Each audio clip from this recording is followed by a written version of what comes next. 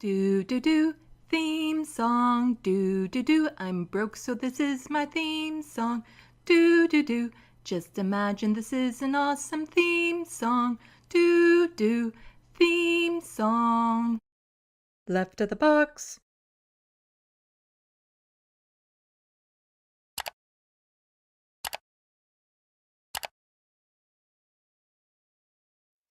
Hello, welcome to Left of the Box. Bonjour, bienvenue. I'm Sandy. Welcome, welcome, welcome, everyone, to this not Sunday evening. It is, in fact, Monday.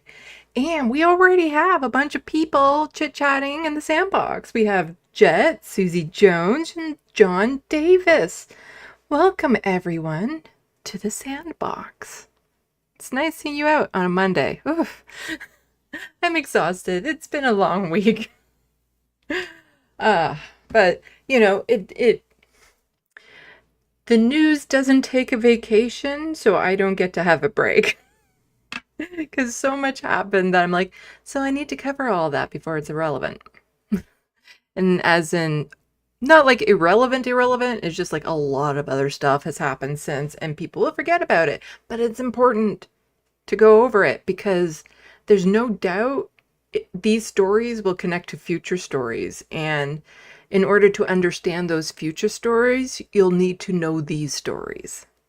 That's why a lot of people can't get caught up in politics, because it's not just a matter of what's happening in the now, it's what led up to the now. And so unless some people are able to go through all the back history to find out what legislation was that and who voted this way and that way and everything of that sort, it's hard to really understand what is happening in the moment. So it's important to, you know, just keep up to date with what's going on in Canadian politics. John Davis, it's the 6 o'clock evening show with Canada's favorite news anchor, SandeeLovas. I should probably do that like in a different voice. So it's like, it's the 6 o'clock show. No, it's the 6 o'clock evening news show. Blah! It's the 6 o'clock evening news show with Canada's favorite anchor, SandeeLovas. It's something that you kind of have to go over a couple times, and I can't do that, like trying to look over there while talking to the mic over here and do it live. It's if I were just to improv it, it'd be easier, but having to read it out loud and do it at the same time can kind of be challenging for somebody like me. Hello, Strike 9. Saying conservatives are truly the worst. Yeah. Uh-huh. Yeah, there's just looking at everything that's happening in this country right now, it's so frustrating. It's so frustrating. Because it's like I thought we voted in the liberals. So then why is it the conservatives are getting everything they wanted? You know, minus some of the social issues like gender affirming care and queer related issues and stuff. The liberals aren't cracking down on that yet. But yeah, it's been a bit of a weekend, so I might be a little bit more discombobulated than normal. And I'm wearing my Michael Brooks t-shirt because yesterday was the 5-year anniversary of his passing, which is super sad. He's who inspired me to do this YouTube channel. So that also means that the 5-year anniversary of my YouTube channel is coming up in November. So let's try to get me to that 100K by then to celebrate my 5-year anniversary on YouTube.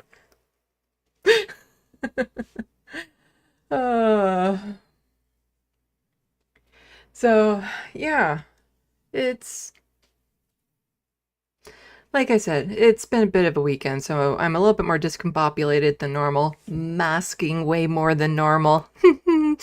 You know, so it might be a bit of a challenge for me to get through all the news that I want to today, but I can show you guys something good. All those who are here early, there is something good that I can show you. I finished the drawing.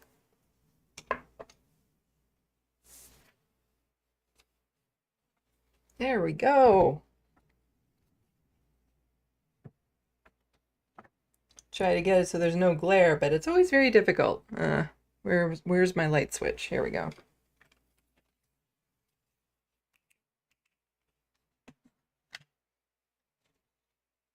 There we go.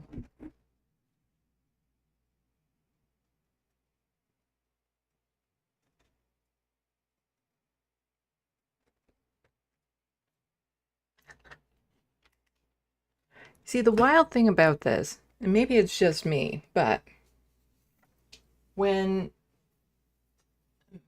I have that picture kind of sitting up and I'm walking by it, it looks like the expression changes depending on the angle you're at, which is kind of wild, really cool. I don't know if it's just me that notices it, but I did make the progress video, and we'll see how I'm feeling. I might show the progress video for everyone.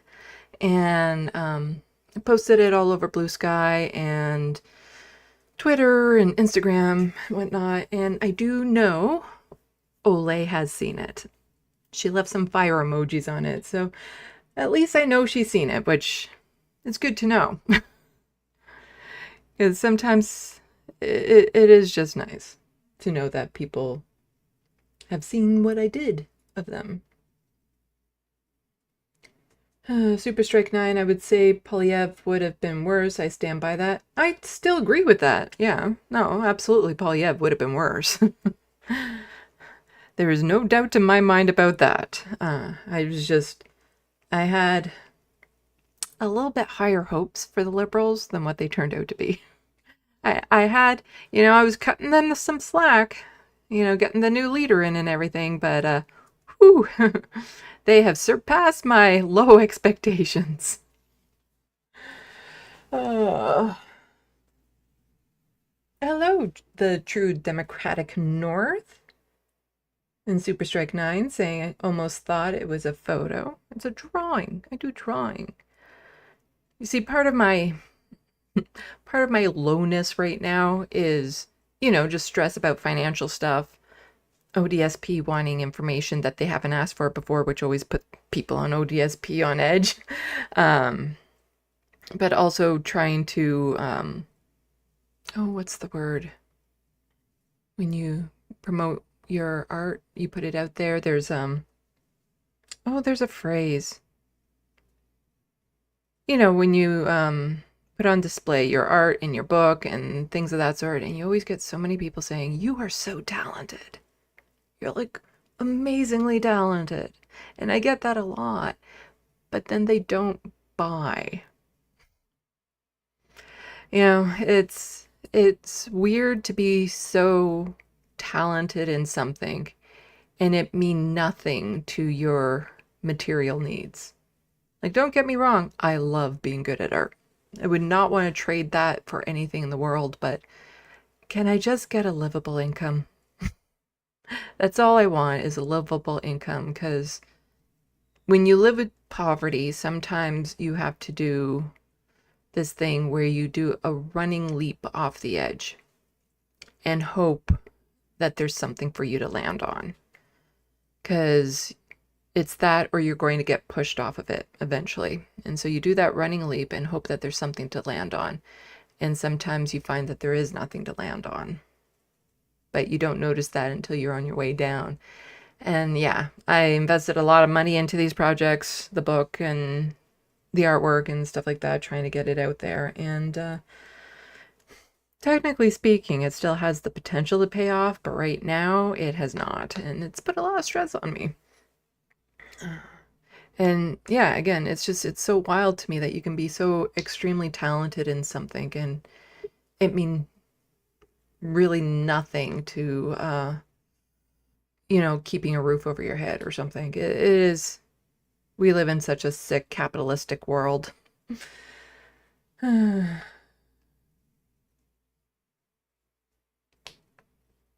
true Democratic North, I thought the Liberals wouldn't be that bad. Super Strike 9, I know it's a compliment when people think that my drawings are photos. I get it. I tend to think they're actually better than the original photo. I get it, Sandy. Stability is not appreciated by many of those that have it. Yeah. You can put yourself out there, you can do amazing work, but it's not, what's the word? When it's not merit-based. That's it. Success is not based on merits in this world. It's just not. You can have some of the best arguments on certain topics. You can be well-read, you can be talented, you can be a very good, entertaining presenter, you know, all of this sort of stuff. You can be amazing in art. You could be a fantastic cook. I'm not, but some people can be. And it doesn't matter your merits. Like this book could spawn its own universe with comics and movies and TV series and everything. I know it's a good book, but it's a matter of who you know still in the industry that could promote your book. It's if you already have a name for yourself. It's, you know, if you're at a prestigious university and you write a book and suddenly the university promotes it so it becomes a bestseller and it sets you down a certain path, or like all these other things that people who live with poverty never gain access to. And so it doesn't matter sometimes how good you are. You still struggle every day. But anyway, I'm getting really, like I said, it's just, hello, Sheldon, just saying that's just nepotism. It is. It is. Like the last couple jobs that I got were because of people I knew who referred me into the company. I am not going to be hired by any company because I hand in a resume and show up to an interview. It's not going to happen.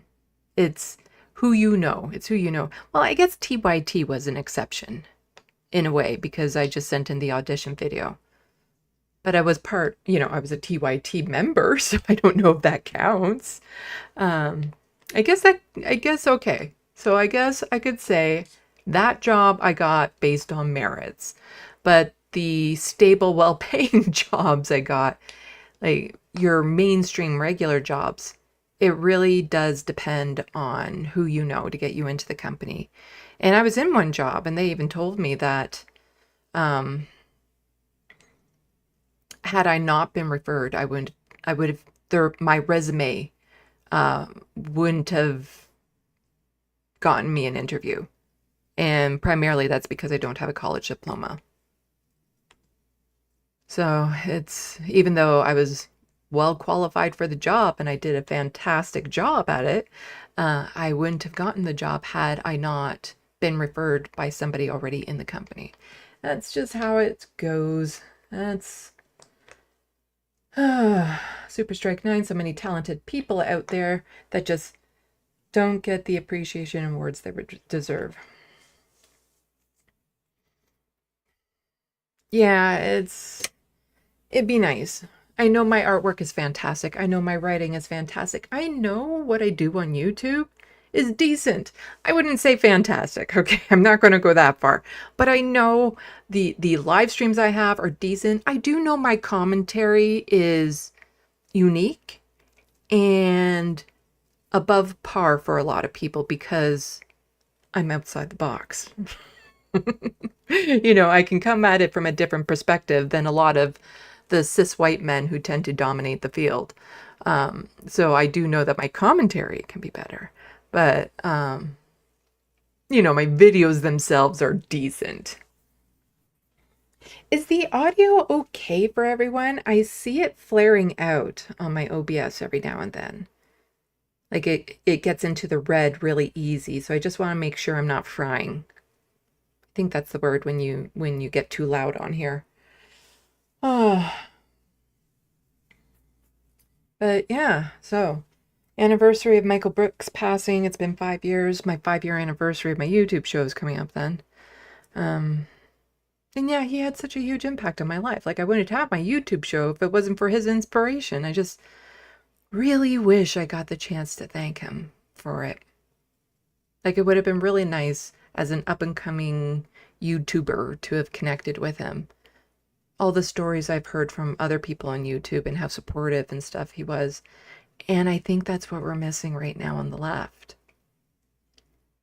Is people who are supportive of the really teeny tiny channels like mine.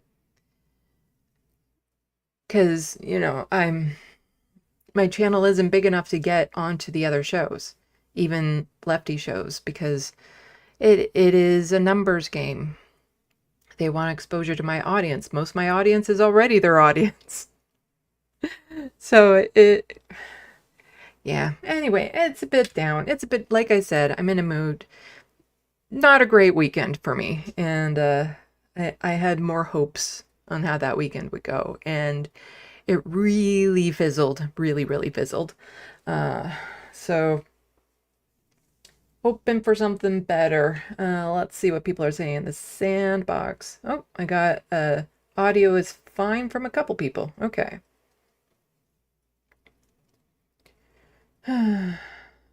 Atticus Among Us says bingo. I don't even know what that's for, but welcome to the SandBox. And hello, Bobby. Am I missing anyone? I hope I'm not missing anyone. I like to interact with my audience, which can be a good thing and a bad thing, especially when it comes to this space. Ooh. When I have my slot there, because it'll be like, oh, I still have 4 minutes to kill. I'm going to look at subspace because that's what it's called there. And then I get chatting with people, and then I go over because ADHD, and I'll totally lose track of time and everything. Producer's probably going to have a really hard time with me sometimes. Having to find like a kick me out emoji or something that he can overlay on the screen every now and then to be like, hey, you gotta go, you gotta go. Atticus Among Us, missing Michael. Yeah. It's what's the phrase that I would say? I never knew I could miss someone so much that I never met. And yeah, he left a void in this space. Just hearing so many stories of other YouTubers being able to just, he would give them the time. You know, even if it was just a one-time thing, he was supportive and he would give them the time. And wow, I wish I got that from a bigger channel right now.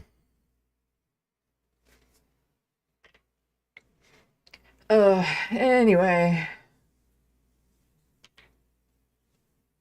But, that said, good things,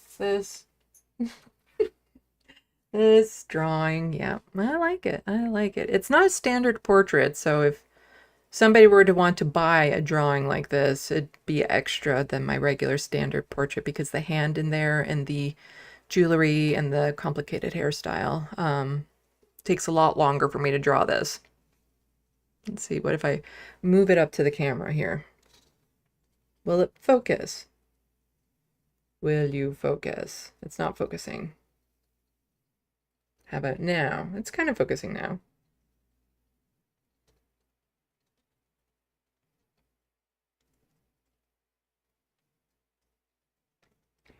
But do you see the expression change at all depending on the angle you're looking at? I don't know. I don't know if it's just me, but I do know Ole has seen the drawing.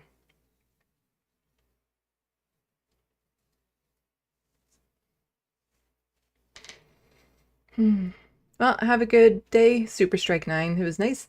Thank you for popping in. We should probably get on with the news of the day because there's a lot to go over. I didn't want to wait another week to do my regular news stream because I knew I couldn't do it last night because of what I was doing on Sunday. And yeah, there's so much that's happening in the news.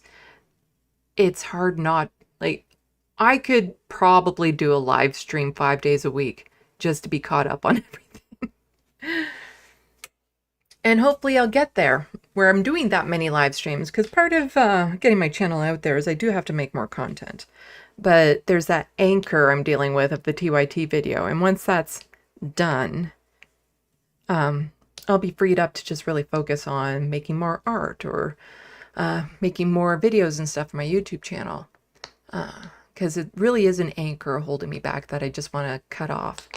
And I have actually been working on it, so there's that. Also, I talked to Hank recently. Many of you know Hank, the person who got in a lot of trouble from TYT for wanting a union. I talked to him recently, and he'll be airing it on his channel. I don't know when. He didn't know when he would be airing it on his channel, but we had a chat, and so he will be airing it on his channel sometime in the near future, as in a couple weeks. Atticus Among Us says I should frame it. I will. I did get a frame for it, for that one and the Emma drawing. And here's one of the sad things. I need to stop drawing for a while because I don't have the money to buy new frames. And I already have some drawings that are odd sizes that aren't framed. And I'm really worried about them because putting them in a frame just helps to protect them. And so I have a few drawings that are not, like that's a 9x12. So it goes in an 11x14 frame. The mats in 11x14 are 8x10, but I custom cut them so that they fit. But I have, let's see, 3 pencil drawings that are an odd size that I need to get framed, but I just don't have the money to get those frames. But I will. And it'll go up on my wall. I have a nice little display on my wall of my artwork that I did some painstakingly time to get up there. And it's just, when I want to feel better about myself, I can look at that wall because I still don't get how I do it, how I do this art. It's just, it's magical. It is magical. But yeah, just like I said, ADHD acting up really bad today, just given the mood that I'm in. And I just look at my book and I'm already thinking, I thought of 2 new words for it that, you know, I've been trying to think of these words for a long time. So I'm super happy that I kind of finally figured it out for my necroplasm. Because in the first chapter, which I read on this space, it is acknowledged that a mentor and a kin are matched up. So a mentor vampire is matched up with a kin, and a kin is basically a teenager going through human to vampire puberty, and they take on like a parental role. And there were some terms around that I wanted to make in their relationship dynamics and stuff. So I figured it out. Woot. I dream of this book. I dream of the world that it's in.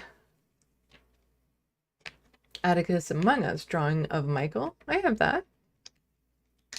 The progress video is up on my YouTube page too. You can see it on my website if you go to SandeeLovas.com. I've actually done 3 drawings of him because the 1-year anniversary of his passing, I had 2 drawings done. One I sent to his sister and the other one I sent to the Majority Report studio. And Sam opened it, he unboxed it live on air. And then more recently, I just wanted an original pencil drawing of him for myself. So I did that. And it is up on my wall and framed.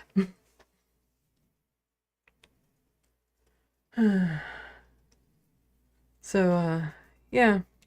Those videos, like that's again, like those videos that I do, the progress videos, they should be getting a lot more attention than they do.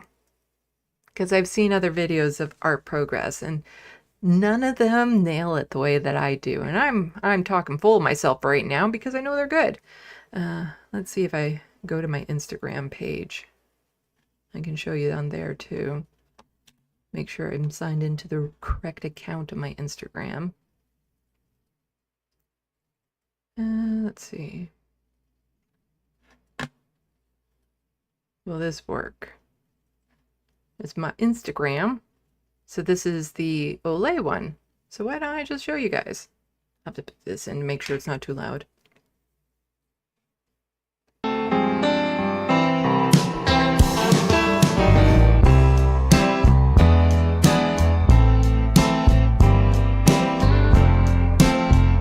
That is a bit loud.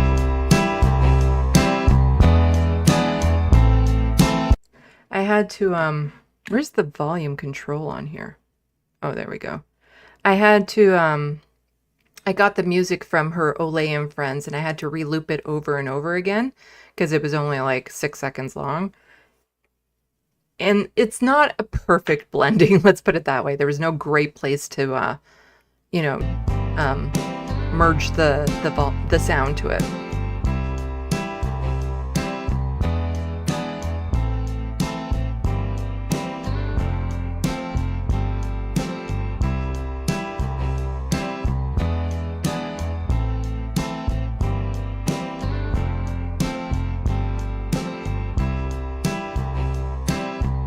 I don't know if you could hear where it trips up, but...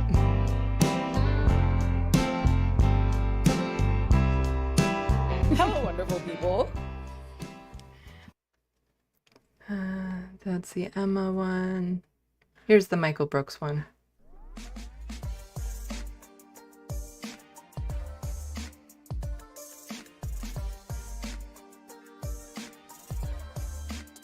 Oh, I guess I can go full screen, can't I?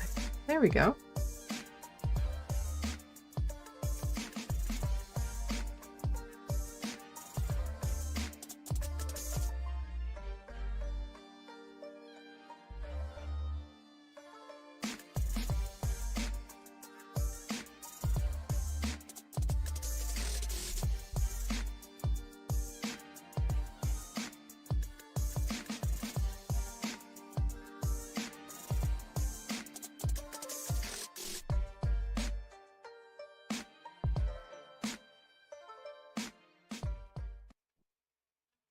How do I exit? Oh, there we go.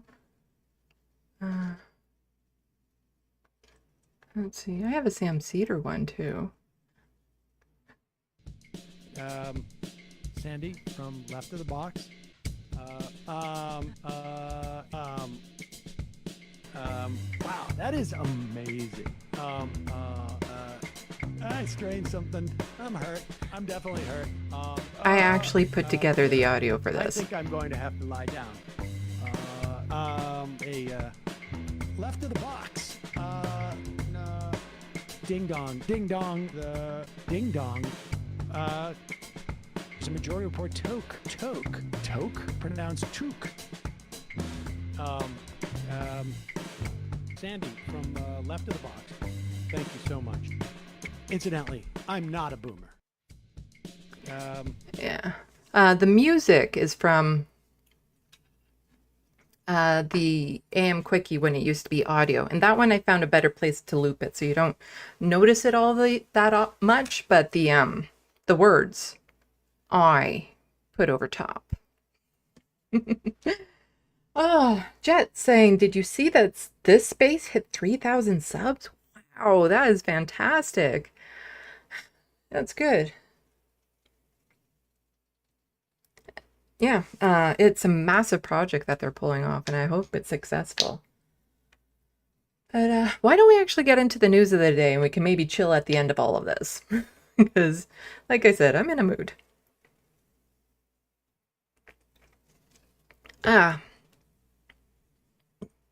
So one of the things I've been following on my channel is Bill C-5 from the federal government. Not a great bill. Running into a lot of trouble with that. And the chiefs from across Canada also not happy with it. And so there has been some talking, and Mark Carney saying, I'm going to talk to the chiefs and we're going to get this all cleared up. Yeah, not so much, not so much. So here we go. This is from APTN News. Several chiefs across Canada gathered today in Ottawa to prepare for their meeting with Prime Minister Mark Carney regarding newly passed Bill C-5. The bill proposes to accelerate development projects like pipelines. Lots and lots of pipelines by speeding up the approval process. Because that's what the world needs right now. As it's burning down and being flooded away is more pipelines. That is thinking long term. And so just some of the comments from one of the chiefs here. Conference before Assembly of First Nations held a press conference before this afternoon's scheduled meetings. Many chiefs have called the passing of the bill as being too rushed. something also used to describe how quickly tomorrow's meeting with Carney was set up. National Chief Cindy Woodhouse-Nepenak said that this is a critical point in the nation-to-nation relationship with Canada. She said First Nations are not against economic growth, but it can't be at the expense of treaty rights and the environment. She also said the AFN stands united with Canada against President Trump's tariff threat. The National Chief hopes Carney brings something substantial to the meeting, like an announcement on infrastructure. They had a commitment to close the infrastructure gap to 2030. We need traction, and we need to see it on pen to paper with all of us agreeing to that, to close that gap. I think that's a start to this conversation. So we want to give them the benefit of the doubt that they come with something this week, because they can't come here and expect First Nations to accept the status quo any longer. Yeah, about that, I don't think we should ever be giving the Liberals the benefit of the doubt again. Never. Never. Because they kind of took that benefit of a doubt and ripped it all up. And so here is another one. I don't need to read the quotes because he says it right in there. And it's important to hear what they're saying about this summit that Mark Carney held to smooth over all the relations. To include this bill claims to include First Nations in a unified economy, but in reality, it undermines treaty and inherent rights by assimilating us into a system we did not create or consent to. It also centralizes economic decision-making in Ottawa while sidelining treaty nations' jurisdictions and economies. So again, this is for Bill C5. So this is one that has been passed. It's in law right now. And basically, it allows the federal government to make laws to override pre-existing laws so that they can push through infrastructure projects like pipelines. And that's the primary thing that they're going to be pushing through is pipelines. And so they don't have to do environmental assessments or anything of that sort. And it's quickening up the process for getting it done. There should be no more pipelines. The focus should be on renewable energies and how we do that. It still just astonishes me that we can feel climate change. We see it. We feel it. Everyone knows someone who has had to, move out of, rush out of their city or something because of a flood or a fire, or, there was issues with smokes, or their house was damaged in a storm, or all of that. Everyone knows at least one person, I would say. But still, this government is putting the priority in profit. It's disgusting. And if I were to become prime minister, which would never happen, I would actually just flat out say there will be no more pipelines.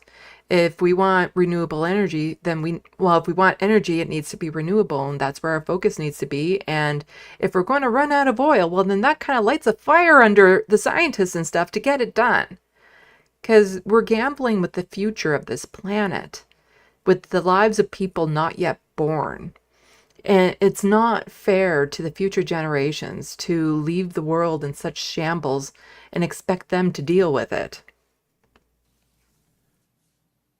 The legislation frames us as stakeholders rather than sovereign partners. This is unacceptable. Bill C5 centralizes power in Ottawa, lets cabinet override environmental laws, and ignores treaty and inherent rights. That is not modernization. It is colonization in 2025. As well, removing the Indian Act from Schedule 2 does not fix this bill. FPIC is still absent. Yeah, so originally, this bill could have overrode the Indian Act, which is something that really needs to be looked at here in Canada. And in it, there was, you need to gain permission of Indigenous folks before you actually, you need to work with them, consult with them in order to push these projects through their land. And so what the federal government did was like, okay, yes, we had the Indian Act in there. Well, we'll remove it. So the Indian Act stands. But as this chief is pointing out, it's not going to fix what you intend to do. Environmental protections remain vulnerable, and Canada can still override our jurisdiction under the guise of national interest. This legislation creates regulatory chaos. It will lead to more court battles, not fewer. It'll scare away investors because it strips away legal certainty. As well, the danger of legitimizing a flawed process as we are currently in. Participating in this summit would lend legitimacy to an illegitimate process. The Crown is attempting to fast-track policy that impacts us without our free, prior, and informed consent. That is built into the treaty-making process and under international law. A few invited voices do not speak for the treaty relationship or the diverse nations across Turtle Island.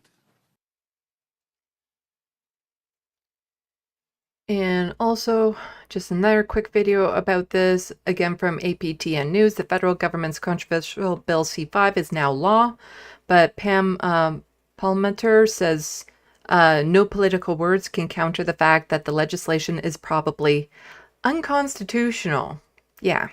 So, as the chief here was saying, investment might be scared off because of the problems that are going to arise from the government trying to push through projects in areas that they shouldn't be pushing it through.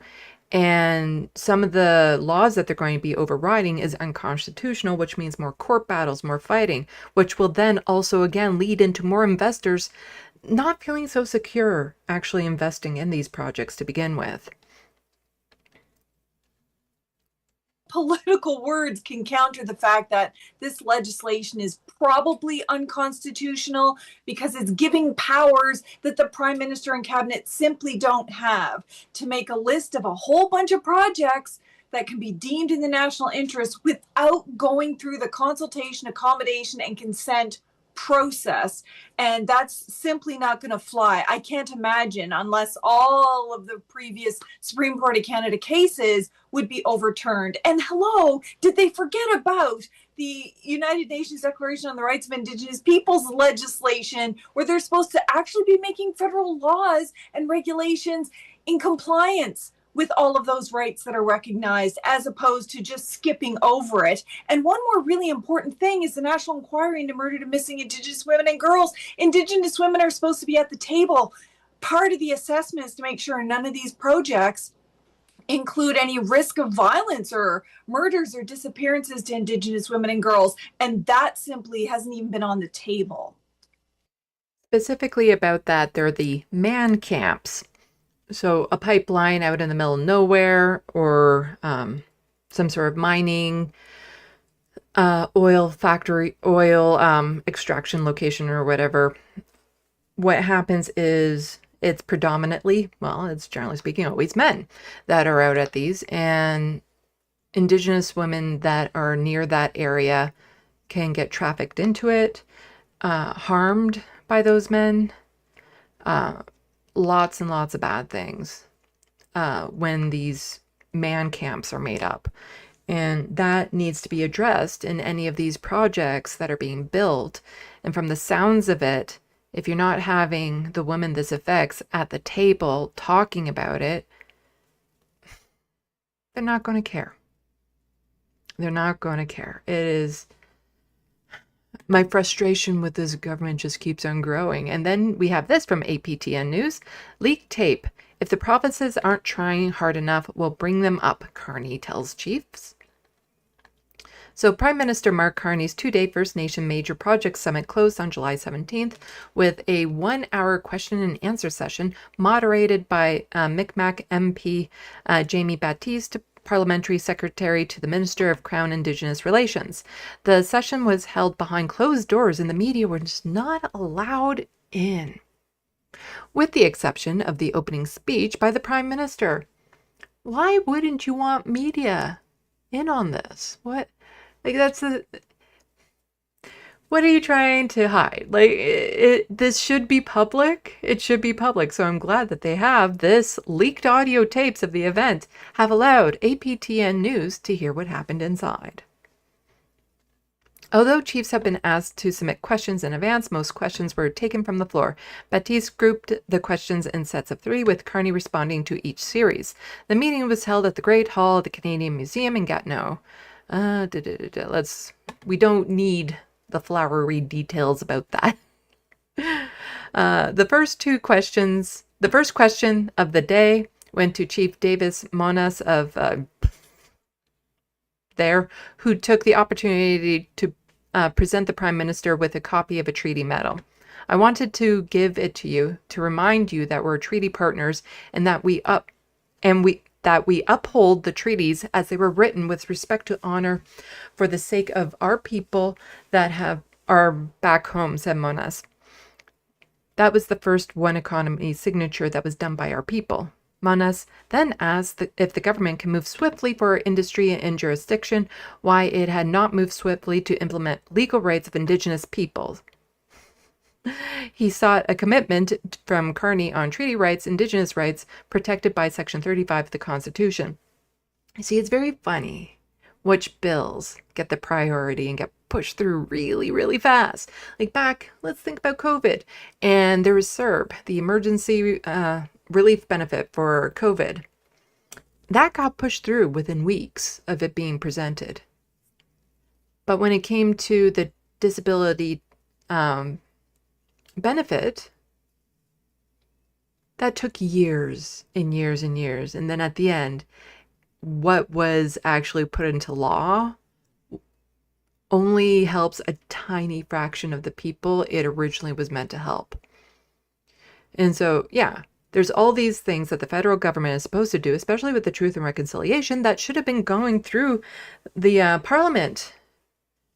But that just keeps on getting ignored. But Bill C-5, oh, that went through really fast. That got through. That went right through.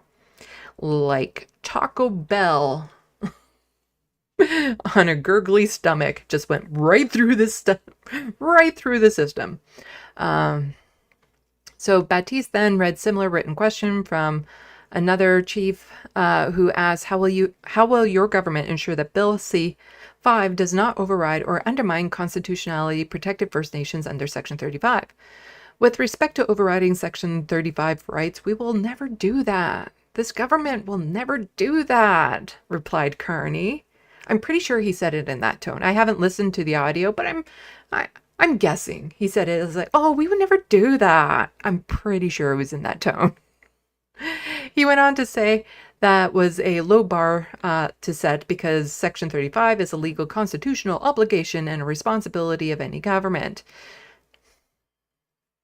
It's never stopped them before from not doing it. I think the test for us, myself and the ministers here representing the government, is much bigger, obviously. The test is for us and how we respect that. How do we live up to those responsibilities? What's the level of consultation? How do we work together? How true partnerships are developing? Let's see, I wanted to scooch down a bit.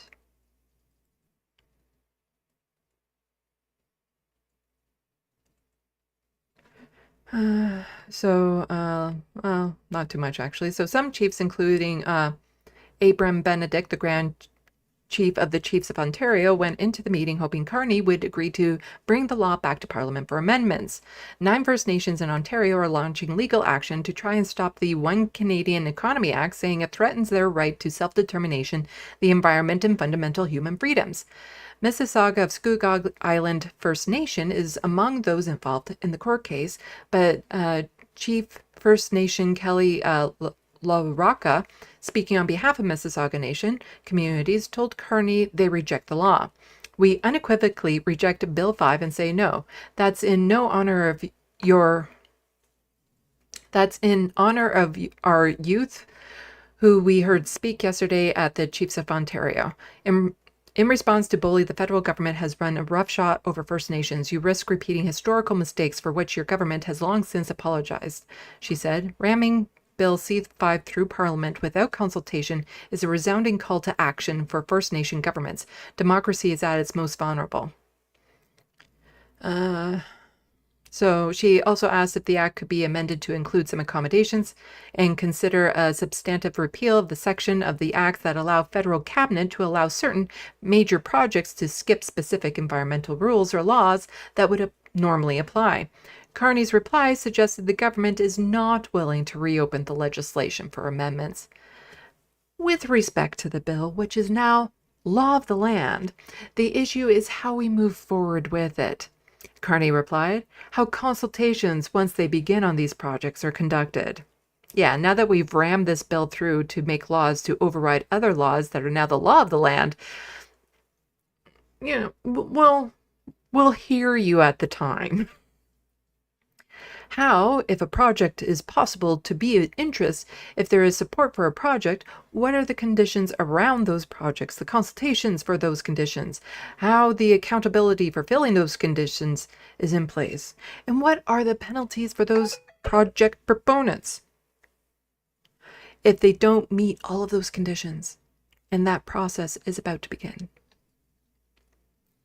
Let's see. So this is a longer article.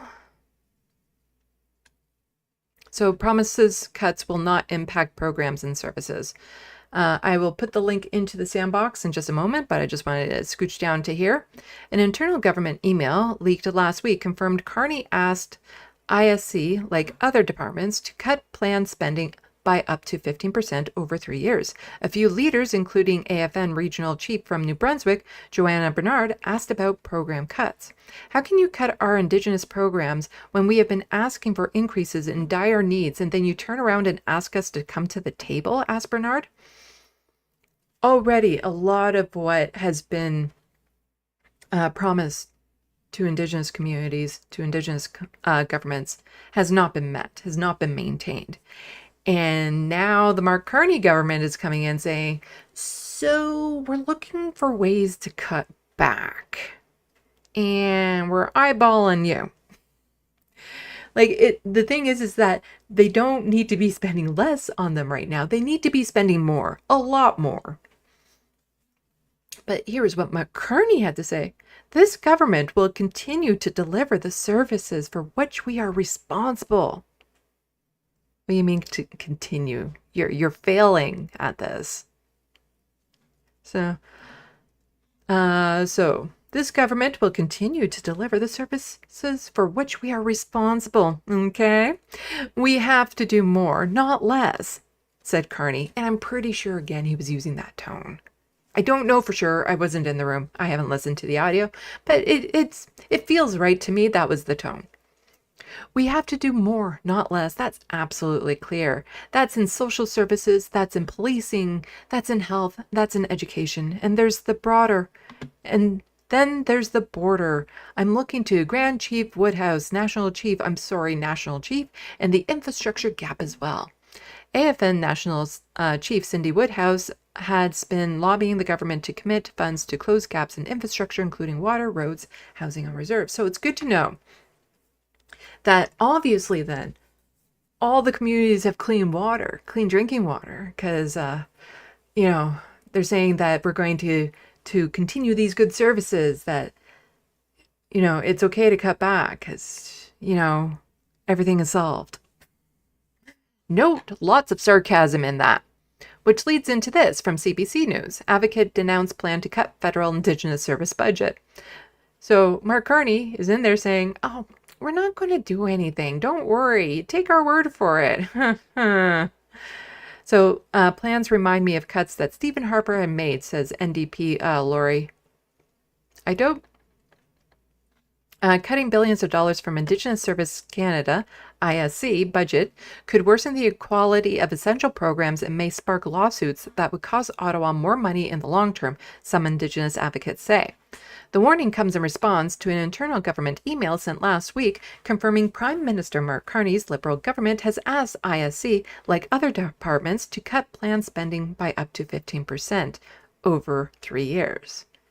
Again, these programs need more money, not less, more, because they're basically, the Mark Carney is saying, so what we want you to do is continue to deliver the services that you're currently delivering, but with less money. So do more work for less pay type thing. That's capitalism for you. That's what happens when you get a banker in as prime minister.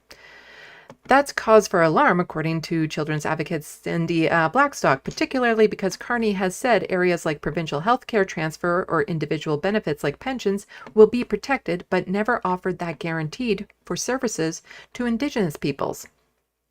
It really has a smack of almost racist fiscal policy if you're willing to preserve transfers to non-Indigenous governments, but put the ones for First Nations subjects to cuts, said Blackstock, Executive Director of the First Nations Child and Family Caring Society. First Nations are already experiencing significant shortfall in a lot of budget areas and hardships that aren't experienced by others in the country.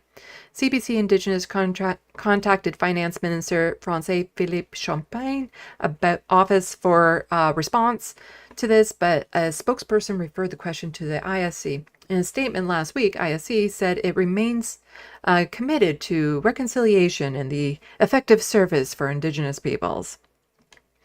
It's always a lot of words, but nothing actually. I want the actions. Where are the actions? Let's see. I think I'm going to be skipping over a lot because my ability to read is not doing all that great right now. So I can always just toss some of these links into the SandBox. Hopefully they're not too long for that.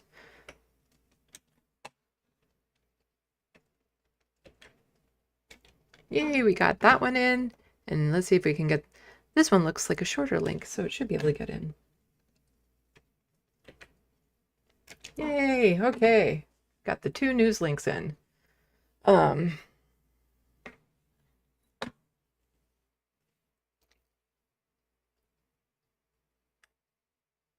So, you know,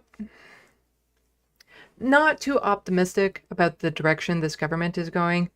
And then there was all this talk before the election from Pierre Poilievre specifically saying, you know, he wants to defund the CBC. He wants to cut these. He wants to, you know, hold back money here. He wants to do all these horrible things. So it's a good thing we voted in the Liberals to prevent all of that. Well, from the Toronto Star, breaking, Carney government tells CBC, Via Rail, and other Crown Corps to propose their own spending cuts. So you tell us how we're going to hurt you. Like, it's just... These programs need more money, not less. And you get a lot more money if you tax the rich. That's how you would do that. You know, you don't get more money by cutting programs that people rely on. You get more money by taxing the rich. That's what you do. It's what you do. Unfortunately, I can't open up this article because it's from the Toronto Sun and the Toronto Star, and the Toronto Star has a paywall. But we do have this here. But yeah, it's a really good thing that, you know, we didn't get Pierre Poilievre who wanted to defund the CBC. Now we just have the Carney Liberals in saying, so tell us how you're going to defund yourself. But here we have the PSACAFPC, Public Service Alliance of Canada, and then the same thing in French. And they tweeted out that Carney's government's proposed cuts to the federal public services go even deeper than Harper's in 2012. This means fewer frontline workers, fewer services, and harder times for people across the country. Workers and communities will pay the price. about $13 billion in what he called productivity savings. Yes and no. So what the Minister of Finance is asking of his colleagues is to send him proposals to reduce spending by 7.5% to 15% in the next year to 3 years. It doesn't mean that the government will implement all of these, but it could. So if the government implements all of these expenditure reductions, they would be very significant. But that's a big if. And just to give an If they do, they should have never been in the position to be allowed to do it in the first place. And that's a lot of the problems with a lot of the precedent that the Liberals are setting and the bills that they're passing and making into law, is that even if you trust them not to abuse it, which you shouldn't because they will, do you trust the Conservatives to not abuse it? An idea of the order of magnitude, it would be significantly more ambitious than what the Harper government implemented in 2012, where departments were asked in that case to submit proposals for 5 and 10%. So in the case of the Carney government, they're asking for, at the very minimum, 7.5% starting in April 2026, rising to 15% 2 years later. So it would be significantly more ambitious and more demanding in this round than it was in 2012. So worse than the Stephen Harper Conservatives. And here's a little tell to know just how bad it is that they push through Bill C5 and they're pushing through all these cuts and asking for them, and you're not hearing a peep from the Conservatives. We'll get to something that Pierre Poilievre has said where he's like, well, the reason why I lost was because I was honest about the cuts that Mark Carney is doing.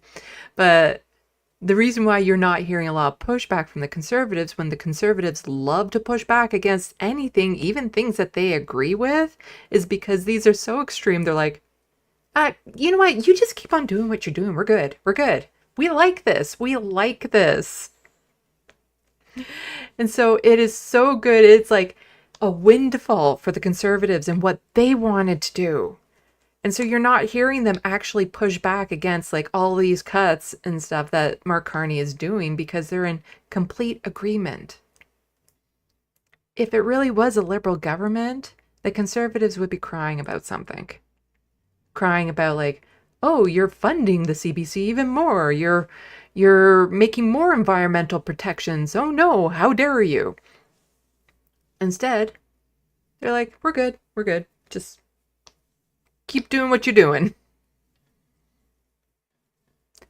And so Leah Gazan, NDP, is she? I can't remember. Yeah, NDP MP says, now it's Carney's Liberals who should consider this lesson while planning the worst public sector cuts to modern history to finance $150 billion in military spending just to please Trump. If folks lose their jobs or access to essential services, they won't forget it at the polls. They will, though. That's the problem. They will. Lots of people have lost their jobs under like Doug Ford. And a lot of our services were cut because of Doug Ford. People still voted him in. Yeah. They will forget this. That's how the politics, the partisan politics here work. That by the time, so yeah, the Conservatives will be all mad about this, and then they'll switch around so that the Conservatives are in power and the Liberals are not. But then come the next time that the Liberals are trying to win the election and stuff, their entire base will completely forget all the hardships they were put under because of the Liberals, because they just want to see the Conservatives out. It's how it works. It's how it works in this province. But here we have like public service workers are people with lives, interests, and votes. Cut their jobs, gut critical services, and don't be surprised when it costs you a seat or a government. Choose wisely. What usually just happens is, and this was talking about Pierre Poilievre, and we'll get into this article in just a minute, but this is, yeah.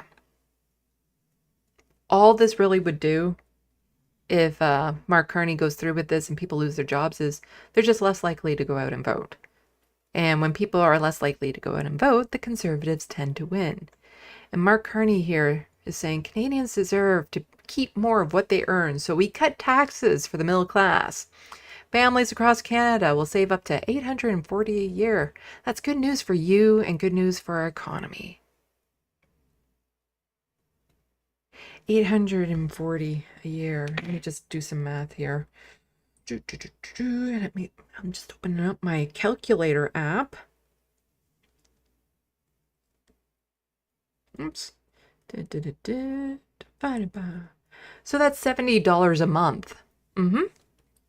Yeah, you're saving $70 a month. So poverty problem solved for the middle class. You know, that new house you wanted to get, you can get it because you have an extra $70 a month, which in this economy is a tank of gas. Not even. This is peanuts. What would really help is if you tax the rich. You do that, and then we could put a lot more money into the pockets of the people who actually need that money to survive. Billionaires don't need that money to survive. As I keep on saying, you could just take away 90% of their wealth, and their lives will not change. Their standard of living will not change. They will still have access to everything they had access to before. Put that money into the economy to people who are struggling, working class, people who live with poverty. That's life-changing in a positive way and life-saving in a lot of cases. But no, can't tax the wealthy. Nope, but we'll cut taxes here. And now we're going to tell all these public services to start cutting back 15%. So that $840 a year that you're saving, will that cover the cost of everything you're losing in the public services? Like, do you get your money back that way? Or do you have to end up spending a lot more to get the services you need because they were cut? So frustrating. And so here's Pierre Poilievre just saying, says he lost Ottawa riding for being honest about plan to cut public services, public sector jobs. Now, he's saying this like, yeah, I was honest about what I was doing and it cost me my election, but he's still keen on doing it. And he's still, kind of glad, I would imagine, that Carney's doing it. But if he lost his election because of it, maybe that's a good indication that that's not where the people of this country want to go. This isn't something that people want to see. So then why do you keep on wanting to do it? And this is from CBC. Conservative Party leader Pierre Poilievre says he lost his riding in Carleton in the federal election due to an aggressive campaign by public sector unions after he was honest about wanting to cut federal worker jobs. Poilievre had held the Ottawa riding of Carleton for 2 decades until April 28th election when he was defeated. Okay, we don't need to do that. Setback. Let's skip down to... So in an interview with the CBC The House that airs on Saturday, Poilievre said his campaign was transparent about his intention to cut public service jobs if his party won the election. And it's an Ottawa riding with a lot of federal public servants who disagree with that approach, Poilievre said. They ran a very aggressive campaign, particularly the public sector unions did, to defeat me at that basis. So if you have a lot of public service workers in your riding and you're doing this, then yeah, they're going to vote you out because you're not representing the people in your riding. That's what you're supposed to do. You're supposed to represent their interests, not your interests. You're a representative of the people, not of yourself. The leader said his voice as representative for Canadians across the country took precedent over pleasing the 124,000 or so people in the riding, which happens to border Prime Minister Mark Carney's riding of Neopan. No, I'm thinking about everyone else, not just the people in my riding can go fuck themselves, but, I'm thinking about all of the conservatives across the country who actually like me, but the people I actually represent, who cares? But Polyev continues to want to highlight his party's success in the election, blah, blah, blah, blah. So some people might say, well, it wasn't the best idea to run on a smaller federal public service when you're an Ottawa MP, but I had an entire country to represent, Polyev said. I had to be honest with people. He said the Liberals didn't do the same. I guess I could have done what the Liberals did, which is hide their plans, Polyev said. And it's kind of true, Carney did. Last week, Finance Minister Francois-Philippe Champagne asked fellow cabinet ministers to come up with the savings that we've been talking about. Let's see. Don't really need to go into that. But then there's... So, Pierre Poilievre didn't win his riding because he wasn't representing the constituents of his riding. And so now he is going into a new riding in Alberta, not Calgary, but in Alberta. And he's going up against some steep competition there because there's a lot of people in that riding that are upset that he's just being parachuted in and feels like he's entitled to the seat because then that way he gets to maintain his leadership of the Conservative Party. Now, it did vote 80% in favor of Conservatives, so there's a very strong possibility he's going to win. However, there is an independent candidate who's really kind of kick-ass, like still conservative, but not hard right conservative, more of what you would think of the traditional conservatives. And she's taken none of it from Pierre Poilievre, and it's kind of great to listen to. So I believe her name is Bonnie.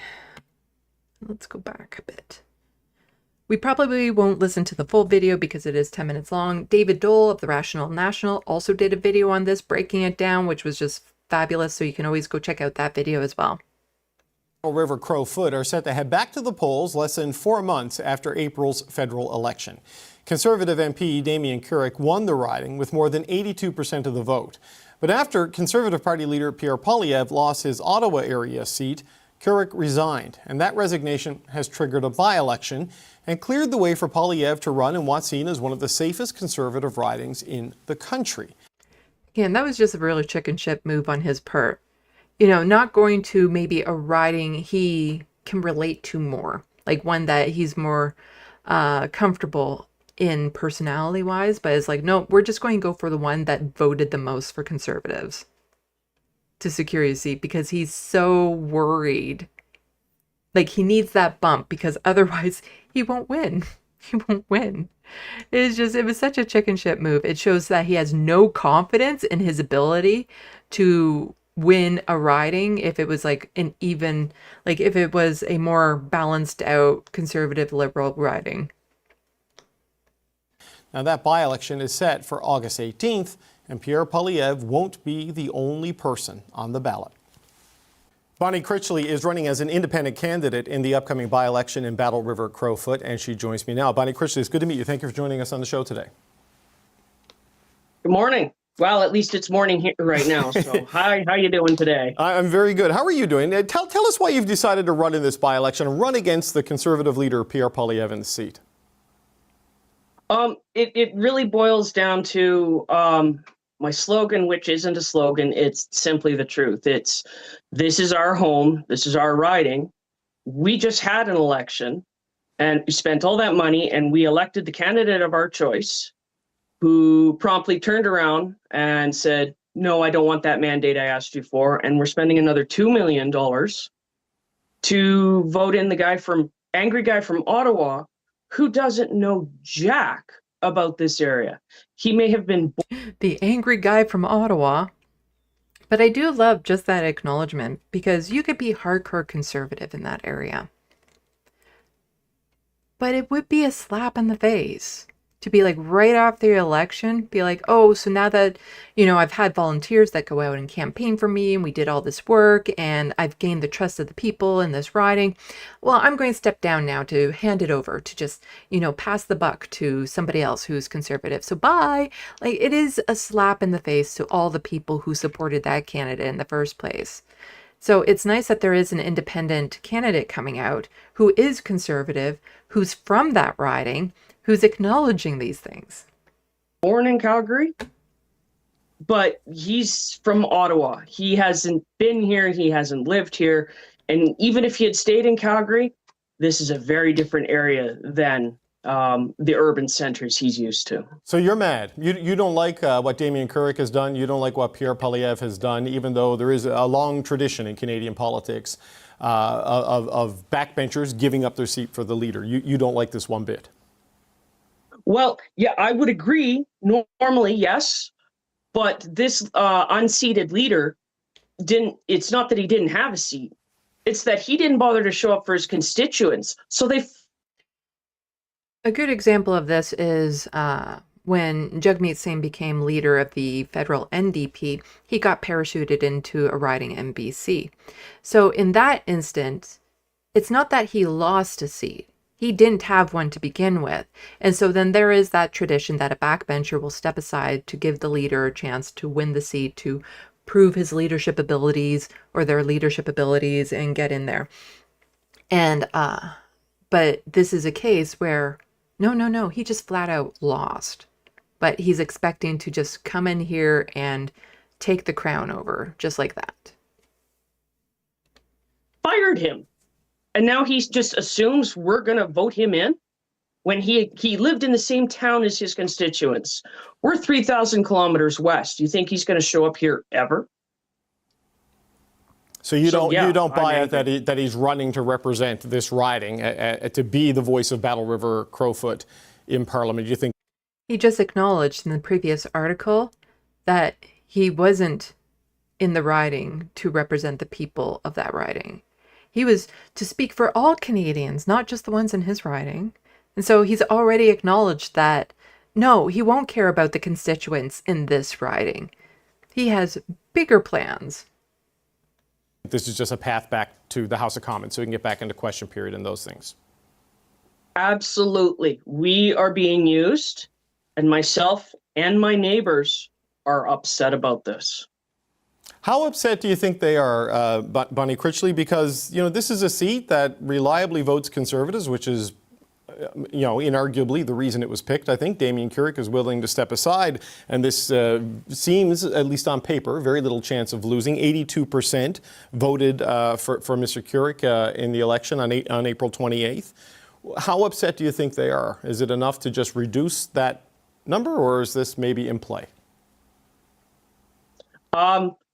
It's going to be either or. Either way, he is not going to survive his leadership review in January. If he beats me, it's not. Yeah.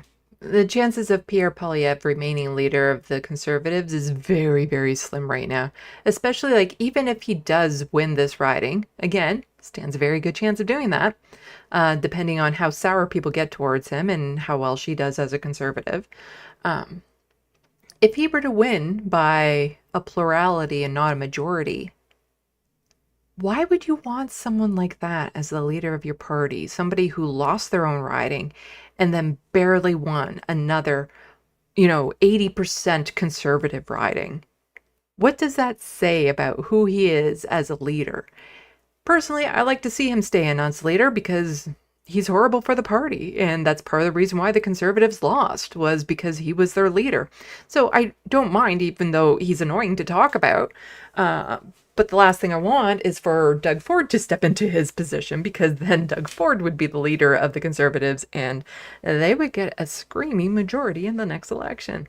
And it doesn't have to be Doug Ford specifically, but somebody like Doug Ford to fill in that gap, who will absolutely dismantle this country and the services and the healthcare and everything that we rely on, our social services and safety nets and everything. Absolutely destroy them. But with Pierre Poilievre, he's too much of a dork that mainstream people won't vote for him. So I kind of want him to stay leader, but the chances of that happening in the next leadership review, very slim.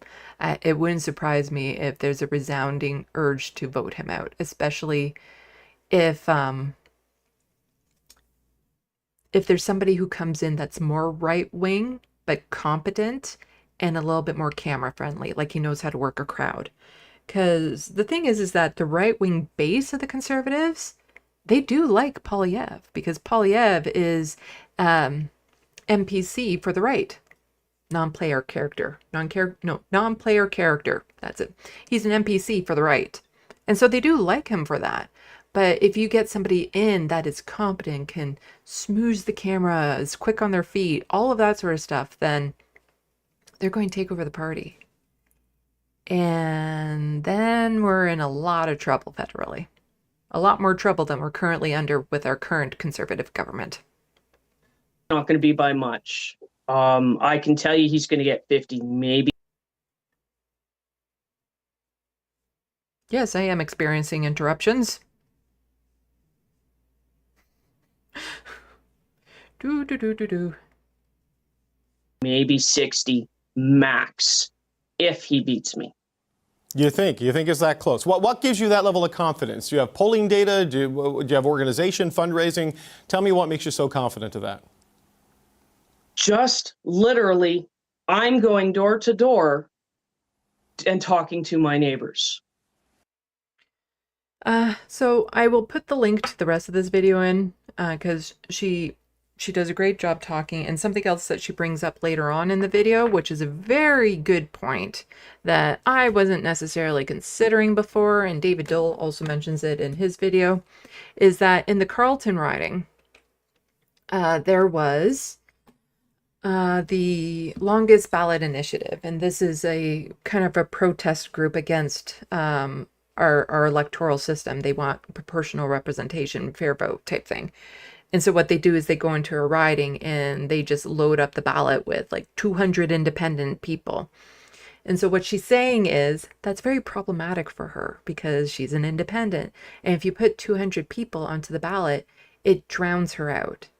And so if there's only 1 or 2 independent people on the ballot, and there's only, at max 10 people on the ballot from, you got your Liberals and Conservatives, NDP, and some other, the Republicans of Alberta or something like that.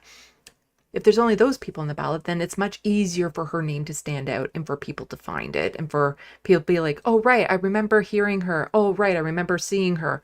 All of that sort of stuff. Whereas it'll just get lost in the noise if there's 200 names on the ballot. So I'm kind of in agreement here that I do not want to see the longest ballot initiative go into that area and disrupt this, because I really, like I said, as much as I like Pierre Poilievre being the leader of the Conservatives, I also really want to see him lose.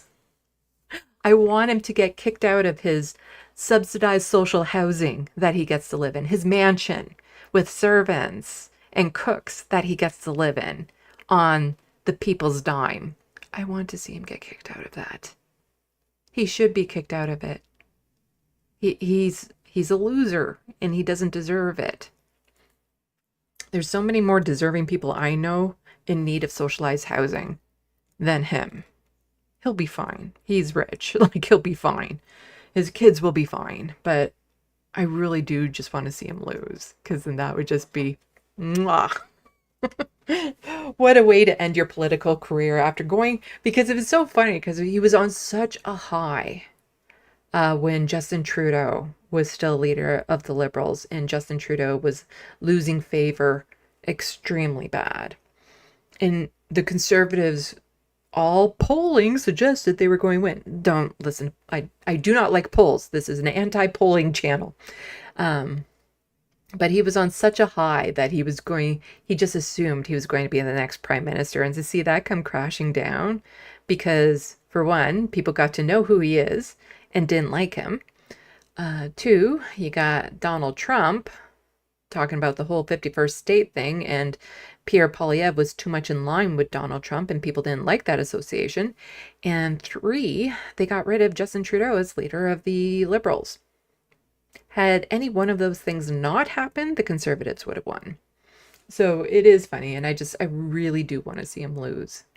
It's the schadenfreude that I need right now. That somebody who is undeserving to actually not get something like that. Because there's so many deserving people out there in need of socialized homes or a boost in their paycheck or, you know, a break, just any sort of break to get ahead. There's so many deserving people. Pierre Polyev ain't one of them. So, let's go check the SandBox and see what people are up to. And then we'll go into some NDP potential news. Because leadership race is happening there. And there's one person I know of so far that is declared. And he's an interesting character. And we'll get into that in just a moment.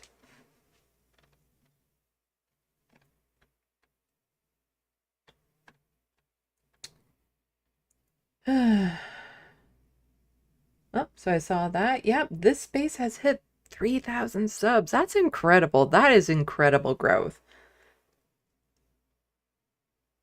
Letterhack must be over the moon, and everyone else, like Ben Dixon and Andrea, they should all be over the moon. The producer that they have behind the scene, Nicholas, they should all be over the moon with that. That is like amazing growth in such a short time for that channel. I'm glad I'm one of the first. I'm glad I got right in there at the beginning, because it could be one of those things like this becomes like a big network thing. And I'm one that's like, I was there from the beginning. 10 years from now, I'll be like, yeah, I was in the first rollout and I'm still there. Gives me bragging rights for doing no work to go into this space.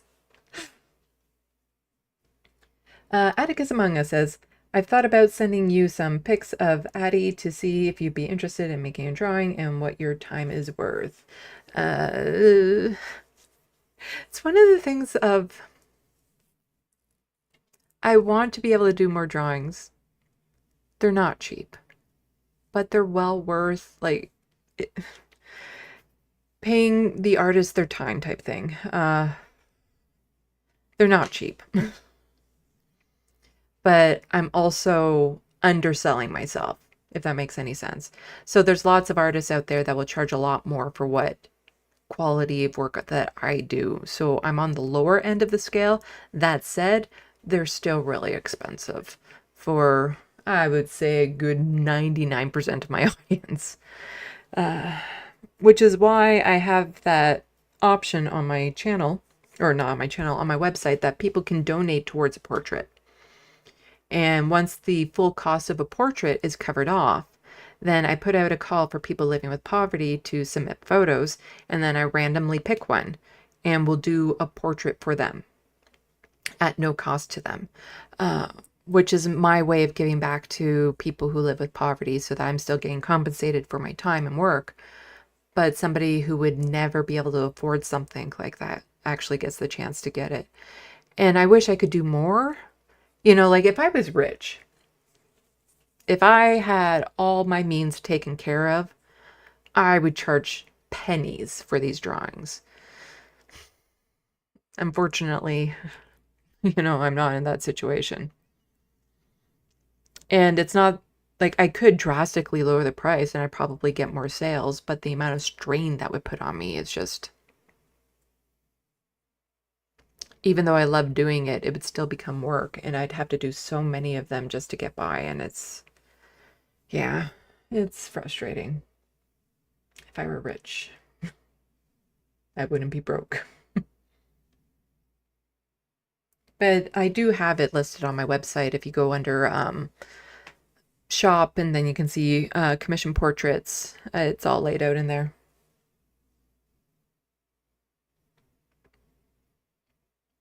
So Life, I think they have full intentions on driving us over the climate cliff, talking about the pipelines they're going to be ramming through with Bill C5, no doubt about it.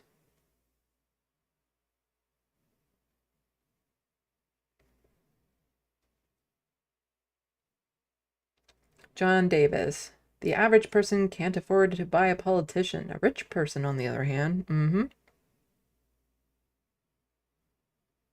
And Soul Life is mentioning, I think YouTube is rolling out new guidelines for political streams. I noticed all the streams I was in today seemed a little low. I wonder if it's related.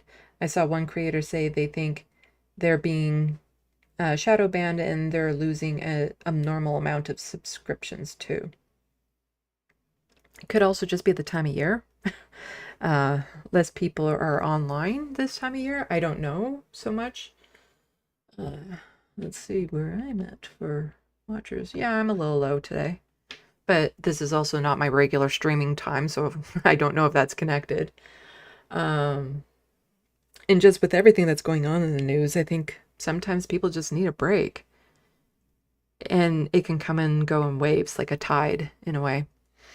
And it could be, you know, YouTube mucking around with those algorithms. Like, it's all possible. It is all possible. All we can do is support one another and hope that we can keep afloat and keep other people afloat and, you know, spread our names, you know, network more and get our names out through other channels and stuff so that we can keep on, you know, keep a consistent amount anyway. All I know is I'm still over 8K, which is very tenuous. Tenuous? Because trying to reach the 8K mark, I was fluctuating between like 30 subs for quite some time. And so it's still very entirely possible that I'll drop below 8K again in like tomorrow or something like that. Because I'm just barely above 8K. I won't feel a little bit more confident that I'm truly above 8,000 until I'm like at 8,100. And then I'll be a little bit more confident. Why, hello there. Are you going to come up? You want to show people your cute little face? There we go. We have a Lanier.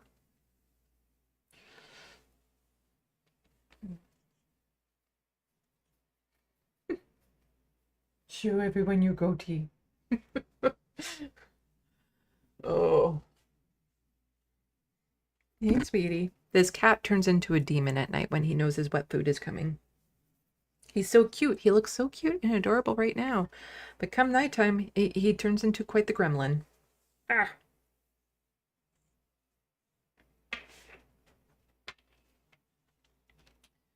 Let's see. Oh, hello, Manope. Hello, Sassy. You've told me how to pronounce your name before, haven't you? Hello, Sassy. And we have, I don't know if your name is Etchbox, but that's all I think about when I see the BX. HBX. Oh, it jumped. Jumped. Oh, hello, Looney Tunes. Nice for you to show up. Oh. Let's see.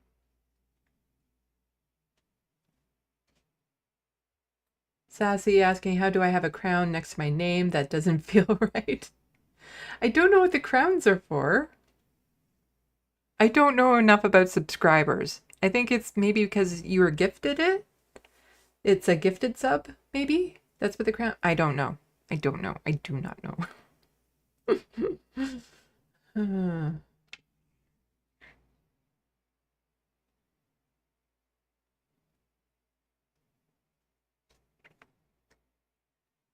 Let's see. Hello, John. Especially considering some people are still sitting on the fence with regards to this space. I think that means that considering how good they're doing, even though there's still some people that are like, I don't know if I'm going to subscribe or not. I'm guessing that's what you mean.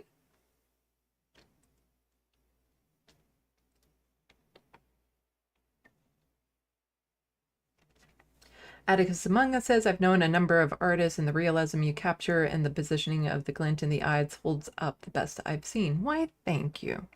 For those who are just joining, I finished my drawing of Olay. See?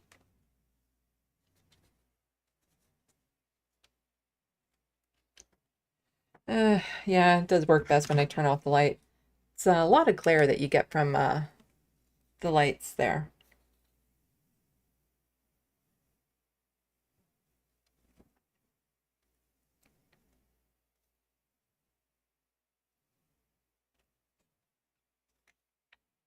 Yeah. And I do know Olay has seen the drawing, and she's seen the progress video of it. Oops. Ah. Make sure that doesn't fall out. A little nook there. So it's nice to know that she's seen it. Even the people that I take it to get it scanned, like professionally digitized and stuff, they're like, not a lot of people do faces because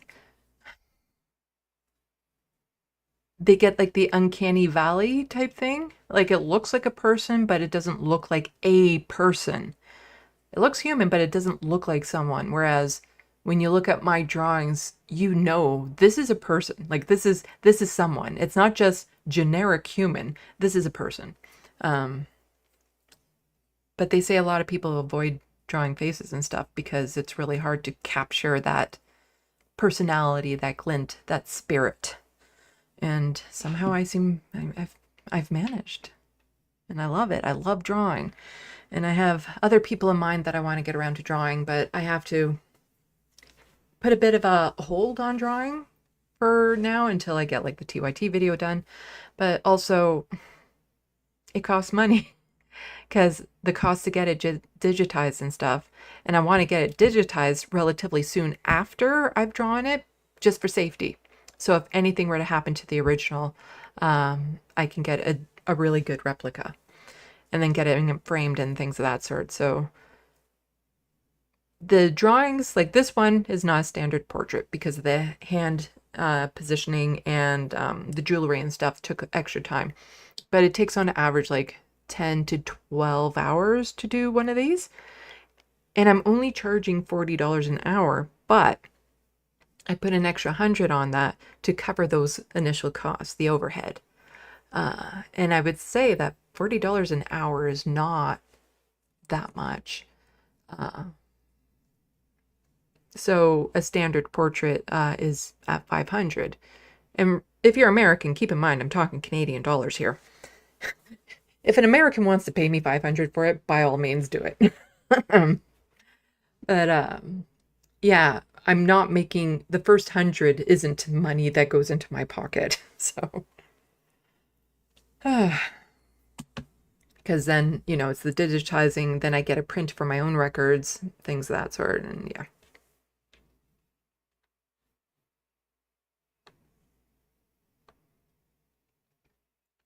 Let's see.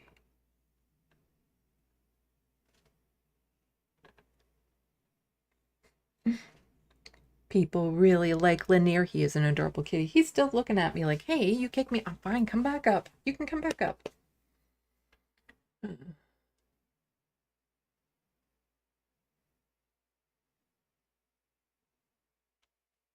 And I love his little shark fin goatee. This cat is so cute. You're so cute.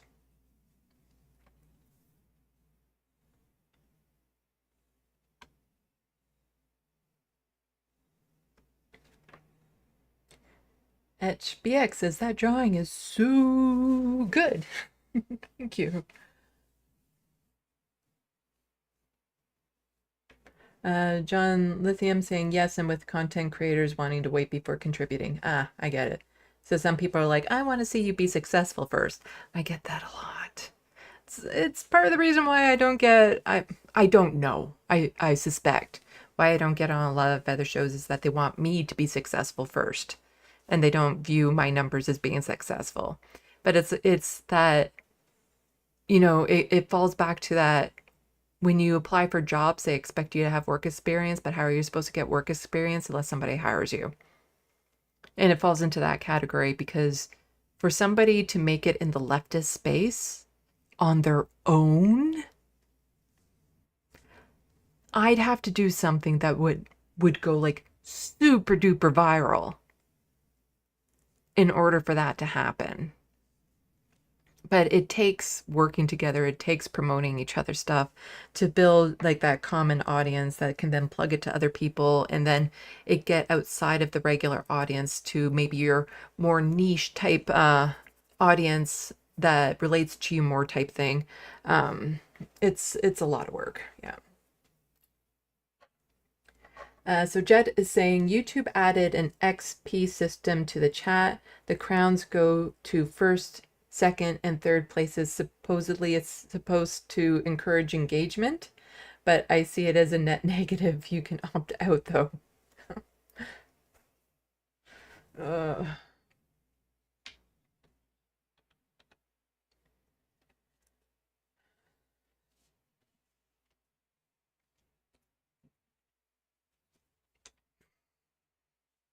This cat loves sticking his butt in the air.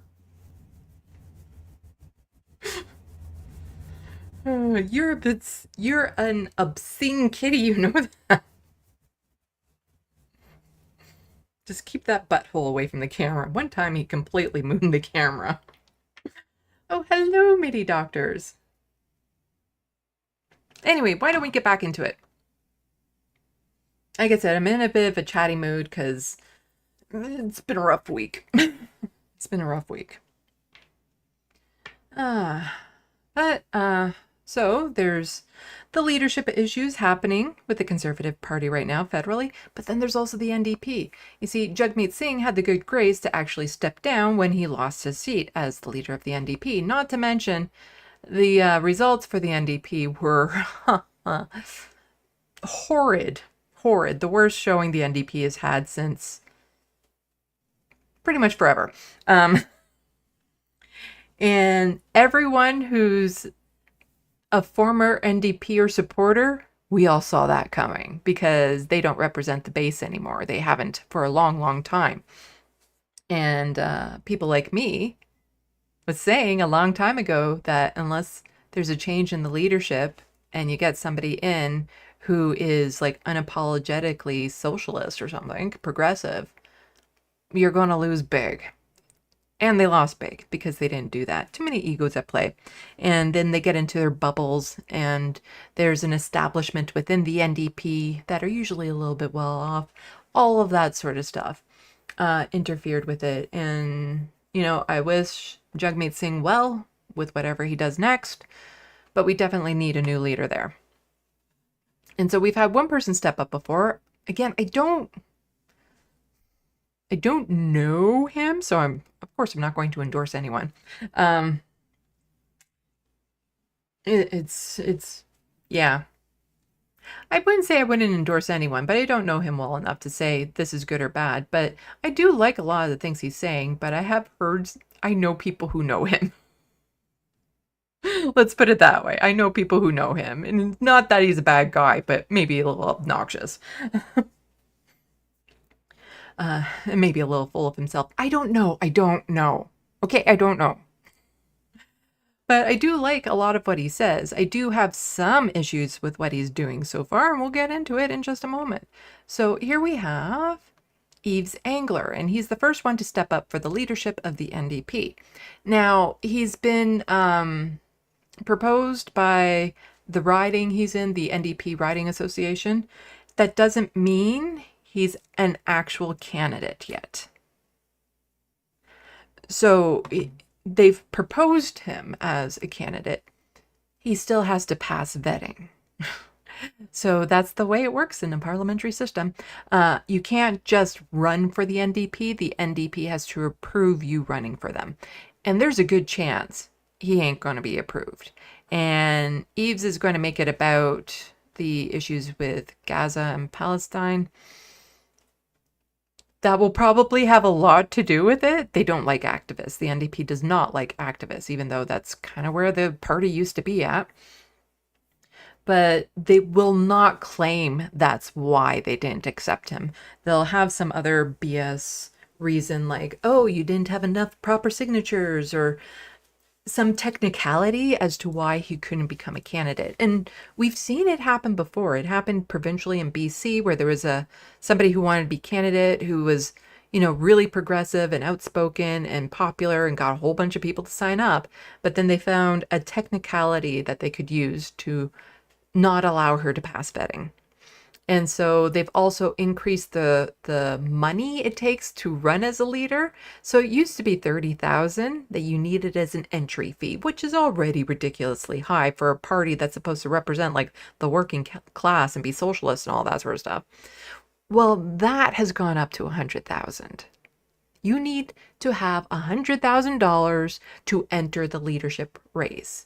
So this idea that anyone can just get into politics is bullshit. You need money in order to become a politician. It's not open to everyone the way that they claim it is. Not just anyone can go out there and be a politician. And So there's a good chance that he can fundraise that money because he does have a big platform and whatnot, big enough platform, let's put it that way. And I do like a lot of the things he's saying. So let's get into some of what's happened. I covered this not too long ago where he was arrested for 5 days for being mean to police officers and Zionists. Yeah, he was arrested for 5 days because of that. So here he's tweeted out, in a victory against genocide advocates, abuse of legal system, prosecution just dropped charges against me for harassing Zionist fanatic Dalia Kurtz. I spent 5 days in jail to defeat release conditions designed to muzzle me, and now they've abandoned the charges. And here's more about that from The Maple. The charges against pro-Palestinian activist Yves Angler dropped. So that's good news. The Crown has dropped 2 charges against Montreal-based pro-Palestine author and activist Yves Angler, who had been accused of engaging in harassment and indecent communication against a pro-Israel social media personality. 4 more charges alleging Angler harassed Montreal police investigator. Sorry, I find it odd that they would, they're harassing me. We're the police. Assigned to the case still stand, and the trial is scheduled for November 28th. Angler, who spent 5 days in jail earlier this year as a result of the charges, told The Maple he is confident the Crown will drop the remaining charges as well. It's a victory for all of us who oppose Canada's complicity in Israel's genocide in Gaza, said Angler, who is currently mounting a leadership campaign for the federal NDP. The charges stem from Angler's frequent interactions with pro-Israel social media influencer Dalia Kurtz. Kurtz regularly posts about Israel and Palestine on X. For example, on February 11th, commenting on a video captioned, "Children of Gaza celebrate after ceasefire," Kurtz wrote, "Super energetic, starving children in Gaza dancing in their cozy, clean, and warm sweaters while it's clearly freezing to death. The adults choreographing the celebration are the genocided, obese parents." I don't know if that's how she sounds, but that's what I think she sounds like. She has also accused pro-Palestine demonstrators of calling for another Holocaust and appeared to endorse a sign calling for mass deportations now. On July 5th, 2024, Kurtz quote tweeted Angler stating, "Hello, Yves Angler. I'm advising you this one message only, that you are harassing me. You're threatening and you're making me afraid for my safety. You must stop this harassment and communication with me. Stop now. I'm engaging with you to tell you to not engage with me." According to Angler, an initial complaint against him was investigated by Montreal police without further action. However, in December 2024, lawyer Neil Oberman, who ran unsuccessfully as Conservative Party candidate during the last federal election, sent a letter to Kurtz on behalf of the Crown. According to Angler and his lawyer, on February 18th, Angler published an article on his website stating that he received a phone call from Montreal police instructing him to visit a downtown police station in order to be charged with harassment and indecent communication with Kurtz. Yes, please, when it's convenient for you, as we are here in Canada, could you just swing by so we can charge you? You know, it's a bit much for us to actually go out, but if you don't mind, could you pick up, Tim's. Stop at a Tim's on the way over. We'll want 3 double doubles, 2 chocolate dips, and 1 vanilla dip. But only if it's red and white sprinkles. Angler wrote, "I've never met Kurtz, nor have I messaged or emailed her, nor have I threatened her. I don't even follow her on Twitter, on X. Twitter's algorithm puts her posts in my feed." Kurtz had not blocked Angler on the platform, according to Angler.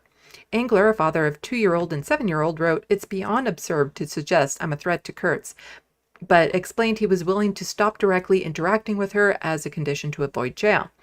However, Angler wrote, the police also wanted to add another condition for his release, stating that he was not allowed to discuss the case. That is flagrant violation of my freedom of expression, but is presumably designed to protect the police officer, Kurtz, and her legal team from embarrassment, Angler wrote. "I will refuse to sign this condition and may be detained until a judge decries if this is an acceptable decides if this is an acceptable condition.